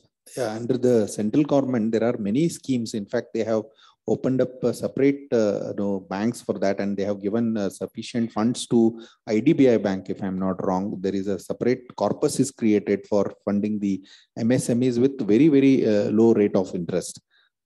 And that means people are not aware. If they go to the Startups India or MSME, Startup India especially, it's not for MSME, but most of the startups would be MSME. If they go to Startup India website, there are a huge number of privileges and benefits available to the startups. Mostly the startups would be MSME initially to start with, unless they trigger the particular criteria of turnover or profits. So there are many privileges available to the MSMEs. They can make use of such benefits. Yeah, there are many benefits, he said. That is true. Tax holiday and all those things are there. But when it comes to funding, grants or something like that, it may help companies, startups that are in a very initial stage, like they are just starting kind of thing. That ranges from the grants ranges from 5 lakh to 50 lakh kind of thing. But once you grow a little bit, that money will not be sufficient. That is a kind of idea stage. You want to test something, you want to do something in the beginning just to see whether it works or it doesn't work and all. So at that point in time, this helps. 5 lakh to 50 lakh grants are there, that will help. But it is for startup. Startups are naturally, they are all MSMEs only. Recently, I actually came across a platform. I don't want to name it on this stage. So what they do is, I have certain receivables. I have certain debtors on my company. They apparently take those debtors, and against that they fund. So again, under the Companies Act, there is some restrictions for deposits or something. Is it all linked? Or is this kind of passing on the right of a company on the debtors against which I'm raising some funds from a non-bank, non-financial institution? Is it allowed? See, these days, there are a lot of scams going on in lending sphere. That is where a lot of companies are being given show cause notices. Many professionals are held for that. A lot of things are happening in the debt segment. So we have to be extremely careful in getting any loan from a non-bank or non-financial institution. We have to be careful there. We have to go only to the licensed institutions, not to ABC institutes or ABC app or something like that. Now, if somebody is taking deposit and then lending, I'm now assuming that the lender is an authorized lender. He can lend under law.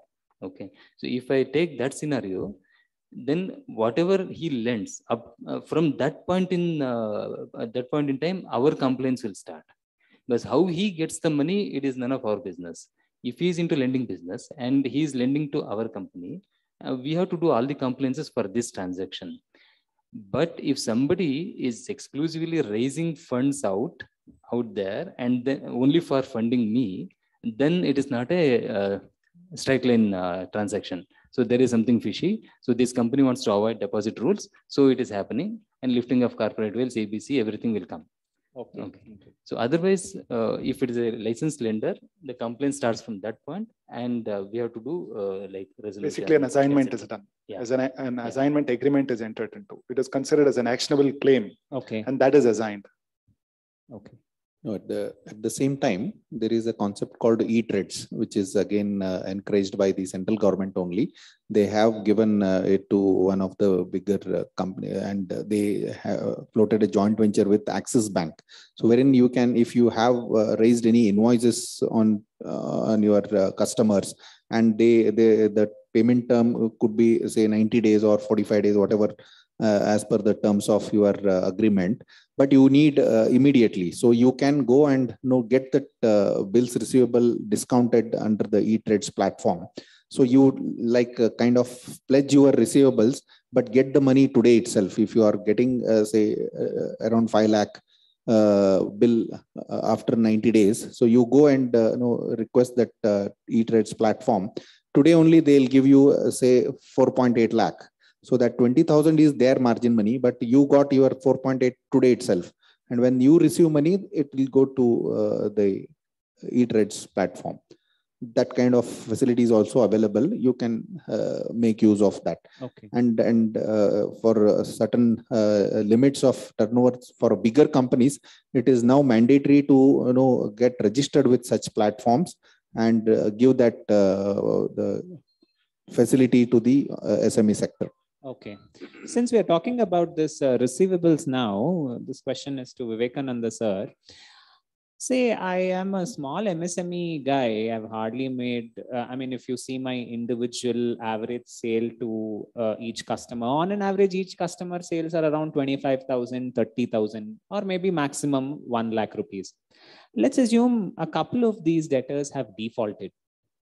Since the value is really small, like if I don't take any action, the maximum that I lose on that is 1 lakh of the receivable.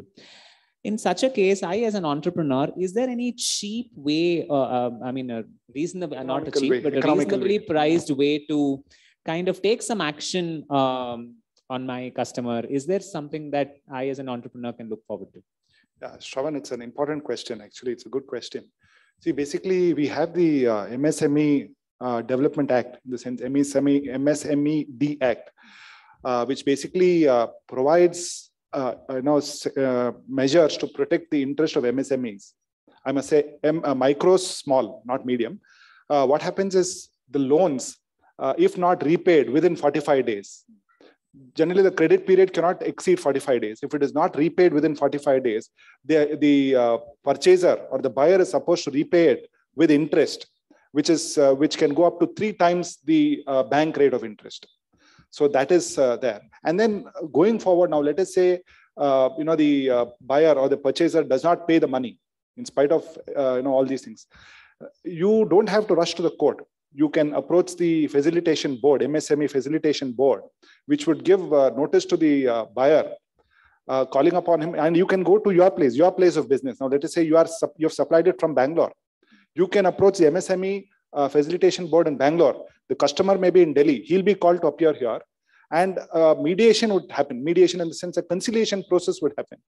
And if it fails, if the conciliation fails, then the MSME facilitation board can refer the matter to arbitration, which they very quickly, actually practically they do it, because I have seen the process. Many of my clients have taken benefit under this. They say 90 days it has to be disposed of. The arbitration has to be disposed of within 90 days. But I must say, effectively, to a very great extent, it really happens fast. So the adjudication happens fast, and they are supposed to pay the money. So that is great. So for this facilitation center that you mentioned, can I as an entrepreneur go, or should I take some professional Not necessarily. help? You can go by yourself. You don't need the assistance of an advocate or any other What about at the arbitration level? At the arbitration level, the point is, if you are comfortable handling it, you can do it yourself. Or if you want the assistance of a professional, you can avail it. And one more point which I would want to highlight: the purchaser or the buyer who fails to pay is required to mandatorily disclose in his balance sheet the amount that is due to any MSME and the interest that accrues on it. So that is made mandatory. In fact, to add to Sir's point, it is mandatory that on the face of the balance sheet as per Schedule 3, that on your sundry creditors, your trade payables, you disclose payable to MSME and other creditors. So that is mandatory. It is mandatory on the auditor to also, make this point. Like Sir was saying, if a purchaser has defaulted in paying to the MSME vendor within 45 days, interest has to be paid 3 times the bank rate notified by RBI. This interest is mandatory. Even if you as MSME supplier tell me, look, don't have to pay this interest, just to pay my money, it cannot be waived off. This interest is mandatory, has to be disclosed in the balance sheet. To take it one step further, if this interest is beyond the limit of 10,000 rupees or 5,000 rupees, the purchaser has to also do a TDS on this. And disclose it in the balance sheet. So that is the legal thing. The government may not be, so to say, proactively lending MSME vendors, even if there is a 2 crore limit. Most banks tell that they don't give you more than 25 lakhs and stuff. But post-COVID, especially, there are a lot of private institutions, private hybrid funding models which have come forward. A lot of institutions have come forward to actually, give you incubation. So especially like IIITH and the like, they are ready to fund anywhere between 5 lakhs to 50 lakhs as long as you have a good idea, you're a small startup, MSME and stuff. So they are ready to kind of, give you a non-recoverable grant. It could be in the form of a revenue grant or a contribution to your capital sort of a thing. A non-recoverable grant is being given. Mostly what they do is they give you a hybrid thing. They give you 50-50%. One is returnable, one is non-returnable. And there's also a lot of compliance. They'll do some due diligence and stuff. But this is this is interest-free loan. Most people, these people do interest-free loans. So it might be difficult to approach the banks and get it done. But a lot of, private hybrid funding modules are available actually. Just that you need to know where to, knock the door. Sure. A lot of avenues are open for MSMEs. Since I just booked a 1 hour slot with your firm for consultation, I have the last 5 minutes. After that, my billing will increase. So don't worry. We will not bill. We'll give you a discount. I have a couple of important questions when it comes to compliance. One of my company, because of this COVID and everything, it didn't conduct its AGM on time for the financial year 19-20, year ended March 20. The sad part is we didn't have a professional advice to apply for an extension. So the delay happened. If AGM due date was a month back, we did the AGM today. That is a 1 month of delay was there. So what is the way out for me for that company? Is it really a big soup that I'm in, or is it tackleable? Yeah. The issues, whatever is arising during COVID time, have been taken up quite empathetically, per se. It can be compounded. It can be cured. It is not a big issue as such. It can be cured. Maybe you can cite some examples for that. See, in case of COVID scenario, the delays, even regulators are aware about these kind of delays, and they are really levying very minimum penalty for that matter. Actually, it is company and officers, it is up to 1 lakh fixed cost, and depending on the delay, it is up to 5,000 per day penalty, directors and companies. All put together, but they have been very liberal in levying penalty because they are also aware because of this COVID scenario, but it will not be the same going forward. So I advise most of the companies that you have the accounts on time so that you can finish off the accounts by April, because most of the auditors complain saying that we keep on asking them the accounts and so many clarifications, they do not revert at the earliest. So eventually the accounts finalization gets delayed and we cannot conduct the AGM on time, and unnecessarily they will have to pay again huge cost. So if they streamline all the business operations by having appropriate resources, it's not that India is having 135 crore population, so they can make use of the population. It's not that, again, I told we can be trained. It's just like Indians are by default intelligent. So it's only they lack from many people come from remote places. They just get scared to get adjusted their lifestyles to the metros. It's not that they can be trained and make use of resources. do everything, all the compliances on time, and then save that money. Instead of paying it to the government, you can pay it to some one person who can have his entire family livelihood on your. So that's how we can come up, rather than paying the penalties. Of course, penalty again goes to the government, and tax also goes to the government, but this is more favorable way of doing it. So it is better to have the AGM on time. Yeah, see, normally we hear something from people. Of course, sometimes we were also feeling like that earlier days. We have to pay fines, we have to pay taxes, we have to pay penalties, then adjudication process, so much of complaints, so much is there. I think it is too difficult to do business here in the country. Government is taking away our earnings in one way or the other continuously. So we can't do business. It is very difficult scenario. Whoever is saying this, they will be in a soup. Okay, they will be suffering from some or the other deviation or non-compliance, and there will be some notice on their table. So they will be saying this. Quite natural. We sympathize that. But the thing is, you have to identify one simple thing. These compliances, if it is taken care on time, you will feel like nothing is done. It is so simple. There are very few compliances. These days for MSMEs, lot of relaxations were given. The Companies Act itself was amended for increasing the limit of small companies, and then relaxing a lot of compliance requirements. Compliances have to be done on time so that it doesn't look like you have done anything. But you will escape from all these problems, non-compliance issues, by doing things on time. Here, I'd like to give a small example for this. In day-to-day affairs, what we feel like, taking small deviation from our routines is not a big issue. Okay, initially it will be a small deviations. Oh, I took deviation here. Okay, as long as you correct the deviation, it is fine. If taking deviation becomes habit, then we will get into soup. One example, assuming a flight is an aircraft is starting from Bangalore, it is going towards Delhi. Okay, so in the beginning, it was going fine. After a few minutes, the pilot took small deviation of 2 degrees. Okay, towards his right, small deviation of 2 degrees. 2 degrees is not a big thing, no? How much is 2 degrees? Okay, where it will land? So when, yeah, it may be northeast only. So it will go to that extent when the distance grows. So over a period of time, you will get into soup. The reason will be a small deviation taken in the initial stages. Okay, so small deviations accumulated, it will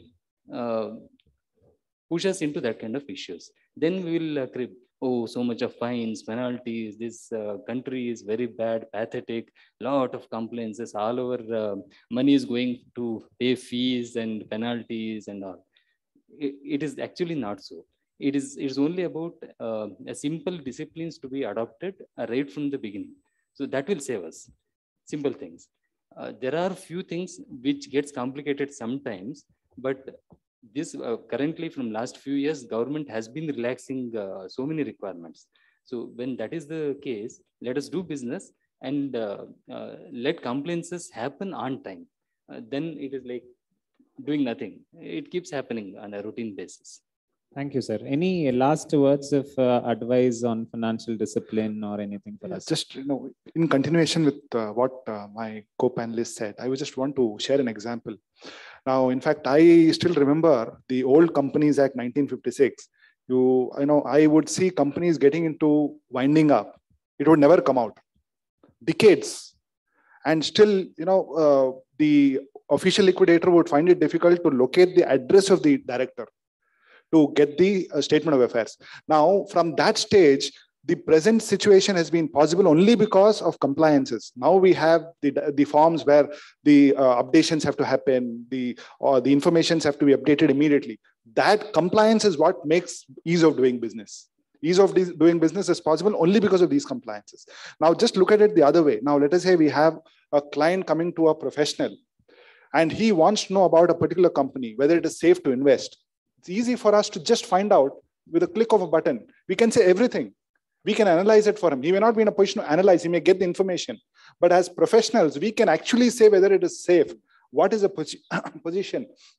And let us say there is an operation mismanagement petition. It is possible for us to actually analyze and find out where things have gone wrong. We actually come across situations where documents have been forged. Documents have been forged and uploaded. Now, these are possible only because of the transparency, and this is possible only because of the compliances. We may feel it burdensome. It may be burdensome, but it is in the larger interest. Thank you. Thank you, sir. There is one thing we need to understand. The basic concept of company. See, normally when we move from a proprietorship or a partnership form to a company form, why are we moving? If everything is very good in partnership form or proprietorship form, why are we moving and forming a company? There are advantages in forming companies, and advantages are limitless. A lot of advantages are there, and we want to reap the benefit of those advantages, right? First and foremost, liability is limited to the company. Everything starts with that. It will remove a big burden from our mind that, okay, company is separate and I am separate. So for reaping those benefits, we have to follow certain basic discipline. That's all law says, nothing else.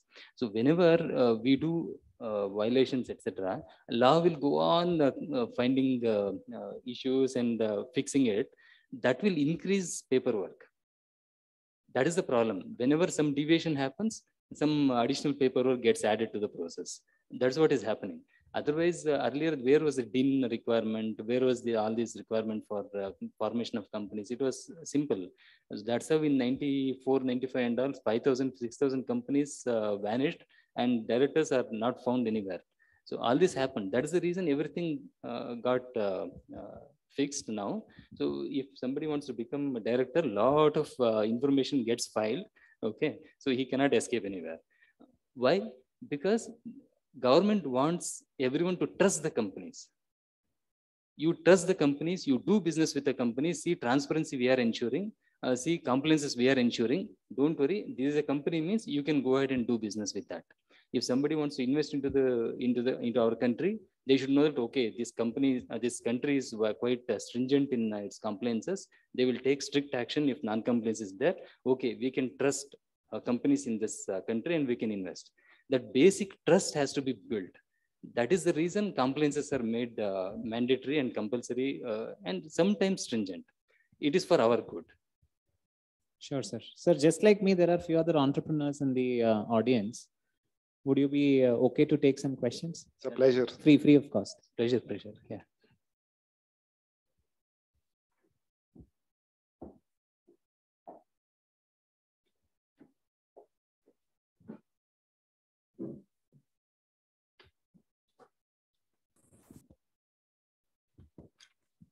Hello, can you hear me? Yes. I'm totally like a lay person, so I hope you can understand the genuinity of the requirement. Why should we actually become a company when we are sole proprietorship? Because I'm a freelance entrepreneur and I do a lot of activities. Everything is in my control and there's no formalities, nothing, no income, nothing. It's my own money and I don't get any income. And it's in my hands, complete control. So why should we go into a company, or it can be a partners or families or whatever, totally informal, without any of these hazards? Because whatever, like I'm a chemical engineer, so I put in something and I get out something. If I don't get out, it's my personal loss. But I need to pay a panel to survive if I become a company or a partnership or whatever. What is the reason actually? Yeah, this is the question I was trying to address in my last statement. You have started with that only. That's nice. Yes, that is the question. Normally, everyone will have answer before forming a company. Yes. As a person, we will be able to do some business to a certain extent. Okay, individually. We can do business to a certain extent as long as we're happy with that size and only with those transactions, you can go ahead with that. Okay, there is no compulsion that every entrepreneur should form a company. But then when you want to grow, you need funds. You need systems to manage the business. There is a businessman who was our partner in our earlier company, extremely good in doing business. He was some 77 or 78 years of age. Excellent. He is just shrewd. He is intelligent. He understands the business very well. And he does only business 24/7. Business runs in his blood. Okay. Nobody in his family is a match for him. And he's doing business much better than some of the small companies. But then he has been doing business at a particular level for several decades. He reached that level at least 25, 30 years before. And he has kept that level all through. He's an extremely good businessman, but he couldn't grow beyond that. Why not? He cannot take more than that. Every human has got a limitation, right? He cannot take more than that. After that, system has to take care. How Tata grows so much. There is a company, there is a system to take care of so many things that has to happen on a regular basis. As an individual, I can't do everything. That is one. So capabilities can be expanded when we grow the business and when we form an organization to take care of so many things. That is one. When we want to grow, not only business grows, not only assets grows, profit grows, but liability also grows. Sometimes business is up, sometimes business is down and all. Then there is a big threat. No, if I expand and the liability grows, and tomorrow if there's a recession, what happens to my business? Losing business is one side. And then what happens to my personal assets? If my liability is more, I take a loan from the bank and I expand my business. And for some reason, the recession comes, business goes down. Then I have to repay the loan. How do I repay? Business has got no profit. Then what to do? What I need to do? Banker will come and he will seize my personal assets. So we go to zero. From a certain height, we go to zero. But if you are in a company form of business, and you are doing everything properly as a company, unless there is a situation of lifting of corporate veil where you have done something with a malefic intention, you are protected. Your personal effects are protected. You will not be touched. Only company properties are touched. Right? So when that burden goes off, oh, what to do in case of liability, my home, my estate, my property, whatever I have made, everything will go with that. I'll come on street. If that fear goes from the mind, you will start thinking of the growth. Let me grow. Opportunity is there. You will see opportunities only everywhere. Otherwise, you will see only threat. So we need to see opportunities. So that is where we need company form of business, which helps us in our growth. These compliances and all, I'm telling you, if you have a right person to do that, you don't even feel like some compliances are being done. If it is done on time, somebody who knows how to do it is taking care. You will not even feel that something is done. You will never be led to court or paying fee, penalty, fines and all. There is a simple cost to that. There is one comment normally we hear. We have to pay a fee for professionals for compliances and all. I was not doing any compliance fee payment and all when I was an entrepreneur and all, proprietor and all. See, you are doing a business. Okay. What business you are in?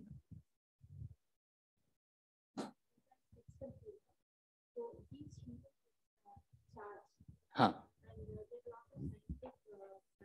Understood. Okay. Yeah, that's a wonderful thing. Now, that's a great service you are providing to people. Now, there are certain other people who are also doing something similar. Okay. They do in some way or the other. People go to them. They cheat. Okay. What happens to those who have gone to the other person who says this, who is into similar business as yours, similar service as yours, and that person keeps on cheating by misleading people, creating a lot of cloud in the mind? What happens? The person who is going there loses, right? That is what is happening. Many a times we go, I checked in Google, sir. I got some phone number. I called him and I asked him to do. It happened just last week. It happened last week. Somebody called me. They saw our group there and they called me and said there is some problem happened. What problem? I asked somebody, I Googled some number, I asked somebody to incorporate. They incorporated without the objects what I wanted to have. Those objects are not there. Companies incorporate, but objects are different. Now, what can I do, sir? Memorandum says something else I want to do in some other business. Fundamental mistake.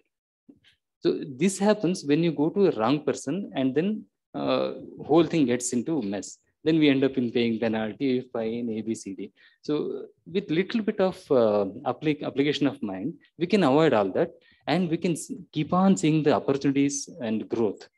That's where company is required. Good evening, sir. I have two questions to ask. The first thing is, suppose I have a private limited company. The dividend what I get to the directors is taxable every year. So what if I convert my private limited company to an LLP? The share of profit what I get every year is not taxable. So is it wise to continue with the company, private limited company, or convert my small business into an LLP so that my share of profit what every year I get is not taxable? My scale of business is not too high. So is it wise to have a private limited company with too many compliances for my small business, or get into an LLP with very less compliance? Yes, I understood. See, the vehicles, what we choose or we advise to the clients is depending on the scale of their business. If the business is very, very small or infant stage, we ask them to go with a normal partnership firm even rather than LLP. Then if they want to make it more structured so that to give a separate identity, we will advise them to go for a LLP. And of course, LLP is a tax point of view. What is your question? The profit after tax in the LLP on the partner's hand is a tax-free income. So from the point of view taxation matter, LLP is a very good vehicle, and compliance wise, except for 100 rupees per day for the delay in filing annual return and balance sheet, there is no other forms to be filed, no board meeting to be conducted, no registers to be maintained. It's a very simple vehicle to be chosen for any type of business. But again, it has got its own restrictions. Higher, if you want to bring in more investors into the company, you want to expand in the many areas, many states, or even go international. At that time, LLP will not cater to that level of requirement. So if you want to keep your business to some extent, you do not wish to grow and you are contented, you are happy with whatever profits you are earning, LLP is the best way, and you can go for conversion. It's again, as Dattatri sir said, every discussion or every point what we say is depending on the circumstances. We cannot say this is it. So every time customer comes, it is like we have to customize our advice. We look at the requirement of the customer and then client, and accordingly we customize our advice and give it to them. I just have a point to add. Since your question was about conversion of your existing company to a LLP, there are a lot of restrictions inbuilt in the LLP Act per se. So first of all, recently there was an amendment to the LLP Act which made a lot of provisions in the Companies Act as it is verbatim applicable to LLPs. So the likes of directors getting disqualified for not filing balance sheet for 5 years and stuff is now very much applicable to LLP. So there is no saving to a designated partner. So director for a company is designated partner for LLP. So there's no saving on that. When it comes to compliances, yes, that 100 rupees per day now is very much applicable to private limited companies also, because if you don't file your AOC 4, MGT 7 on time, that 100 rupees will still come in. And Form 11. But what is important to note here is once you convert your existing company to a LLP, there is a schedule in the law which dictates that you will have to keep this particular arrangement going for 5 years. So whatever is your profit sharing, your capital today, your share capital today will have to remain at least like 51% for the next 5 years. And you cannot say that, okay, today I have 4 crores accumulated profits. If I take out dividends, it is going to be taxable. Let me convert it to a company and then take out share of profit. It's not allowed. whatever accumulated profits remained in the company as on the date the reserves and surplus. Accumulated reserves and surplus remained in the company as on date of conversion, you cannot withdraw that money for, I think, 3 years after you've converted. So it's not that, you converted to LLP tomorrow and withdraw that money. It is not allowed. Again, on taxation point, let me tell you, for a private limited company, we pay taxes at 25%, 28%, 22%, depending on, where we fall. For an LLP, there is a flat rate of 30%.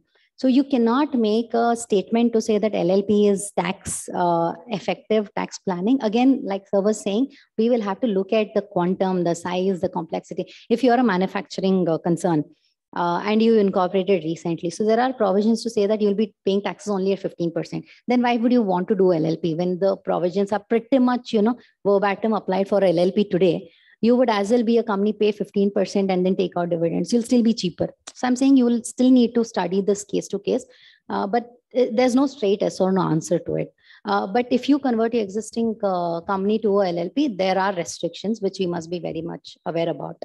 So it's not just at the point of conversion, it will subsist for 3-5 years and as stated in the schedule. Are you feeling like I asked one thing, they are saying so many things? No. Just to sum up, it is like for one particular reason, we cannot switch over from one form of the business to other.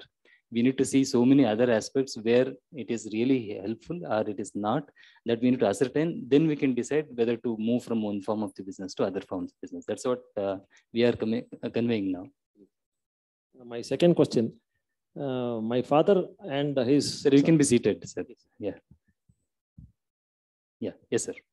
My father and some of his friends had started a company, a private limited company, a few years ago.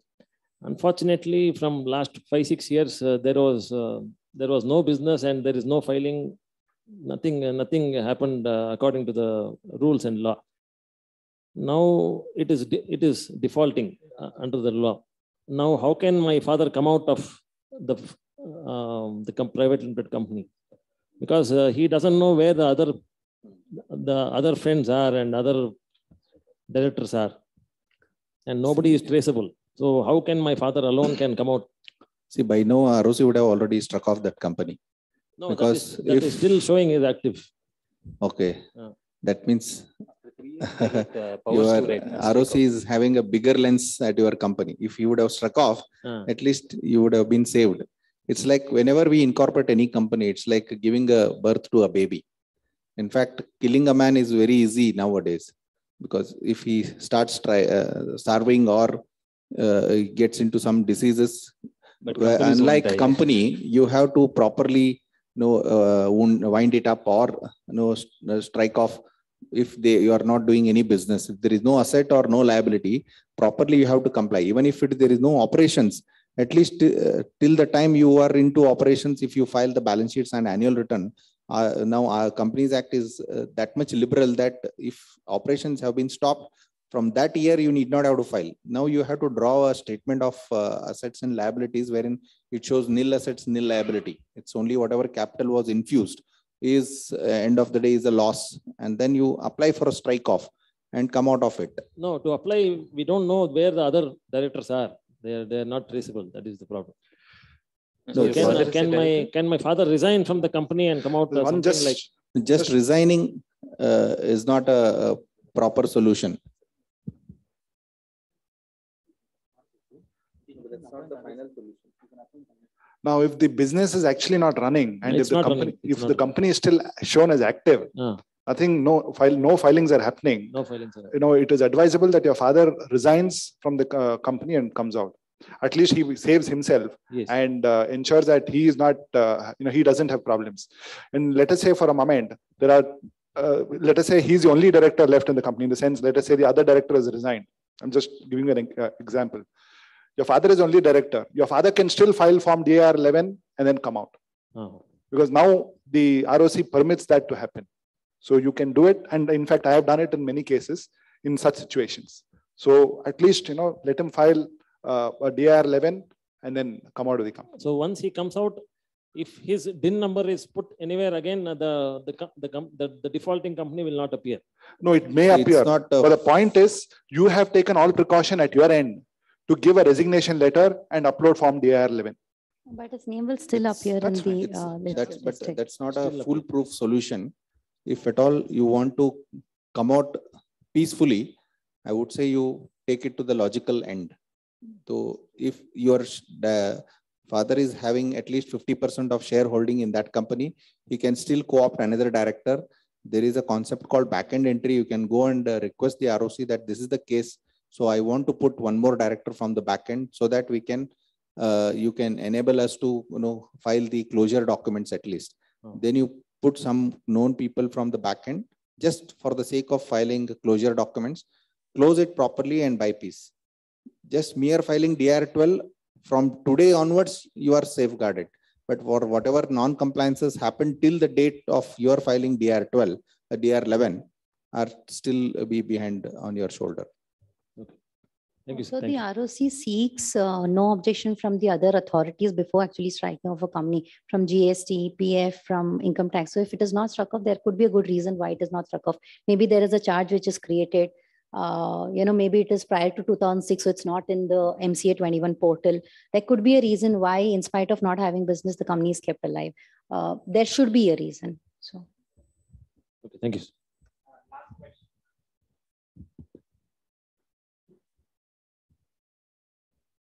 Yeah, hi.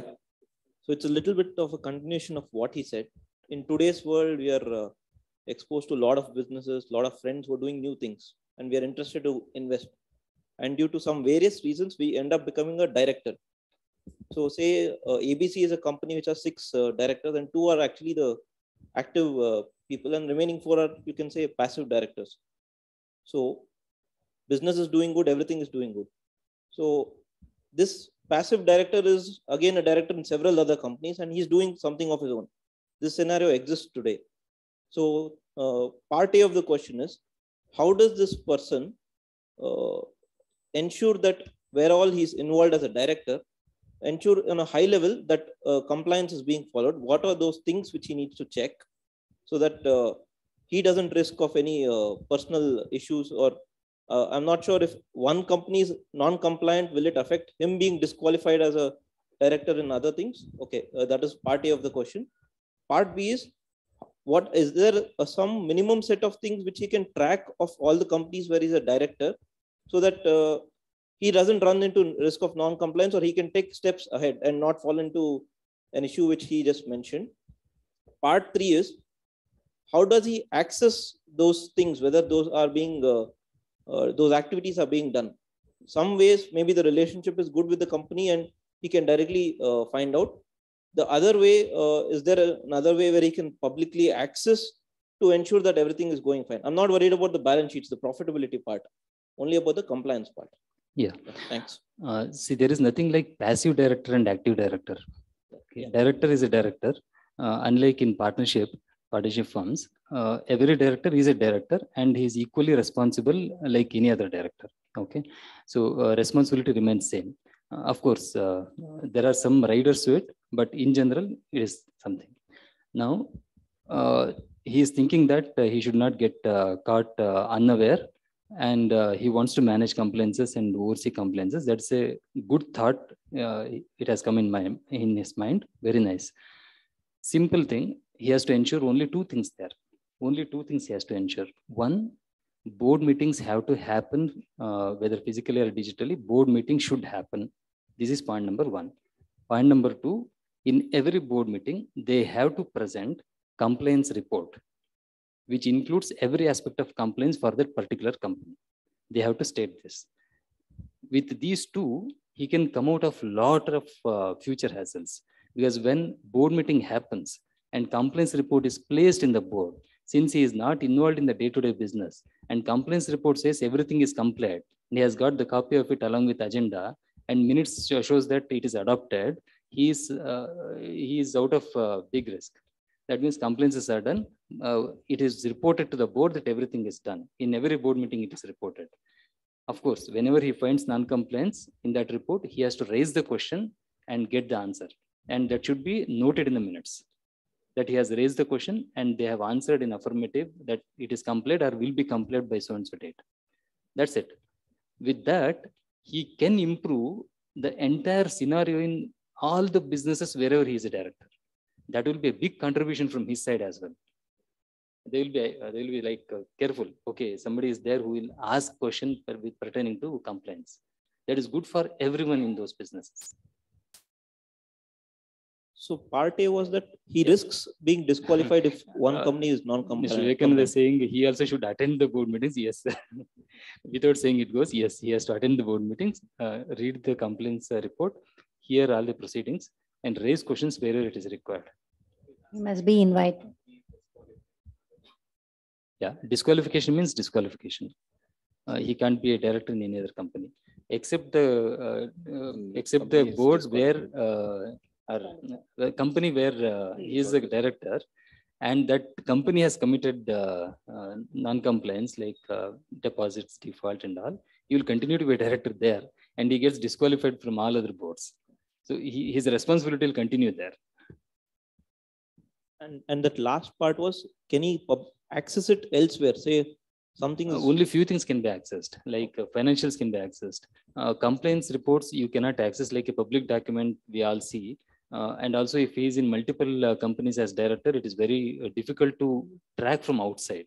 It is better make the company put it before the board so that company remains responsible for all the compliances. Yeah, thank you.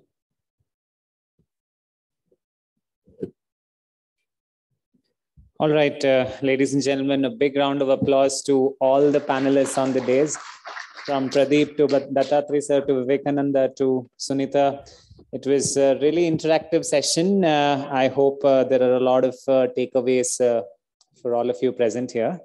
And on behalf of FKCCI, once again, I would like to extend a huge thank you to all the panelists. And we will look forward to, scratch your brains once again, without fees, of course, and another occasion that FKCCI can host you. Thank you. Thank you, ladies and gentlemen.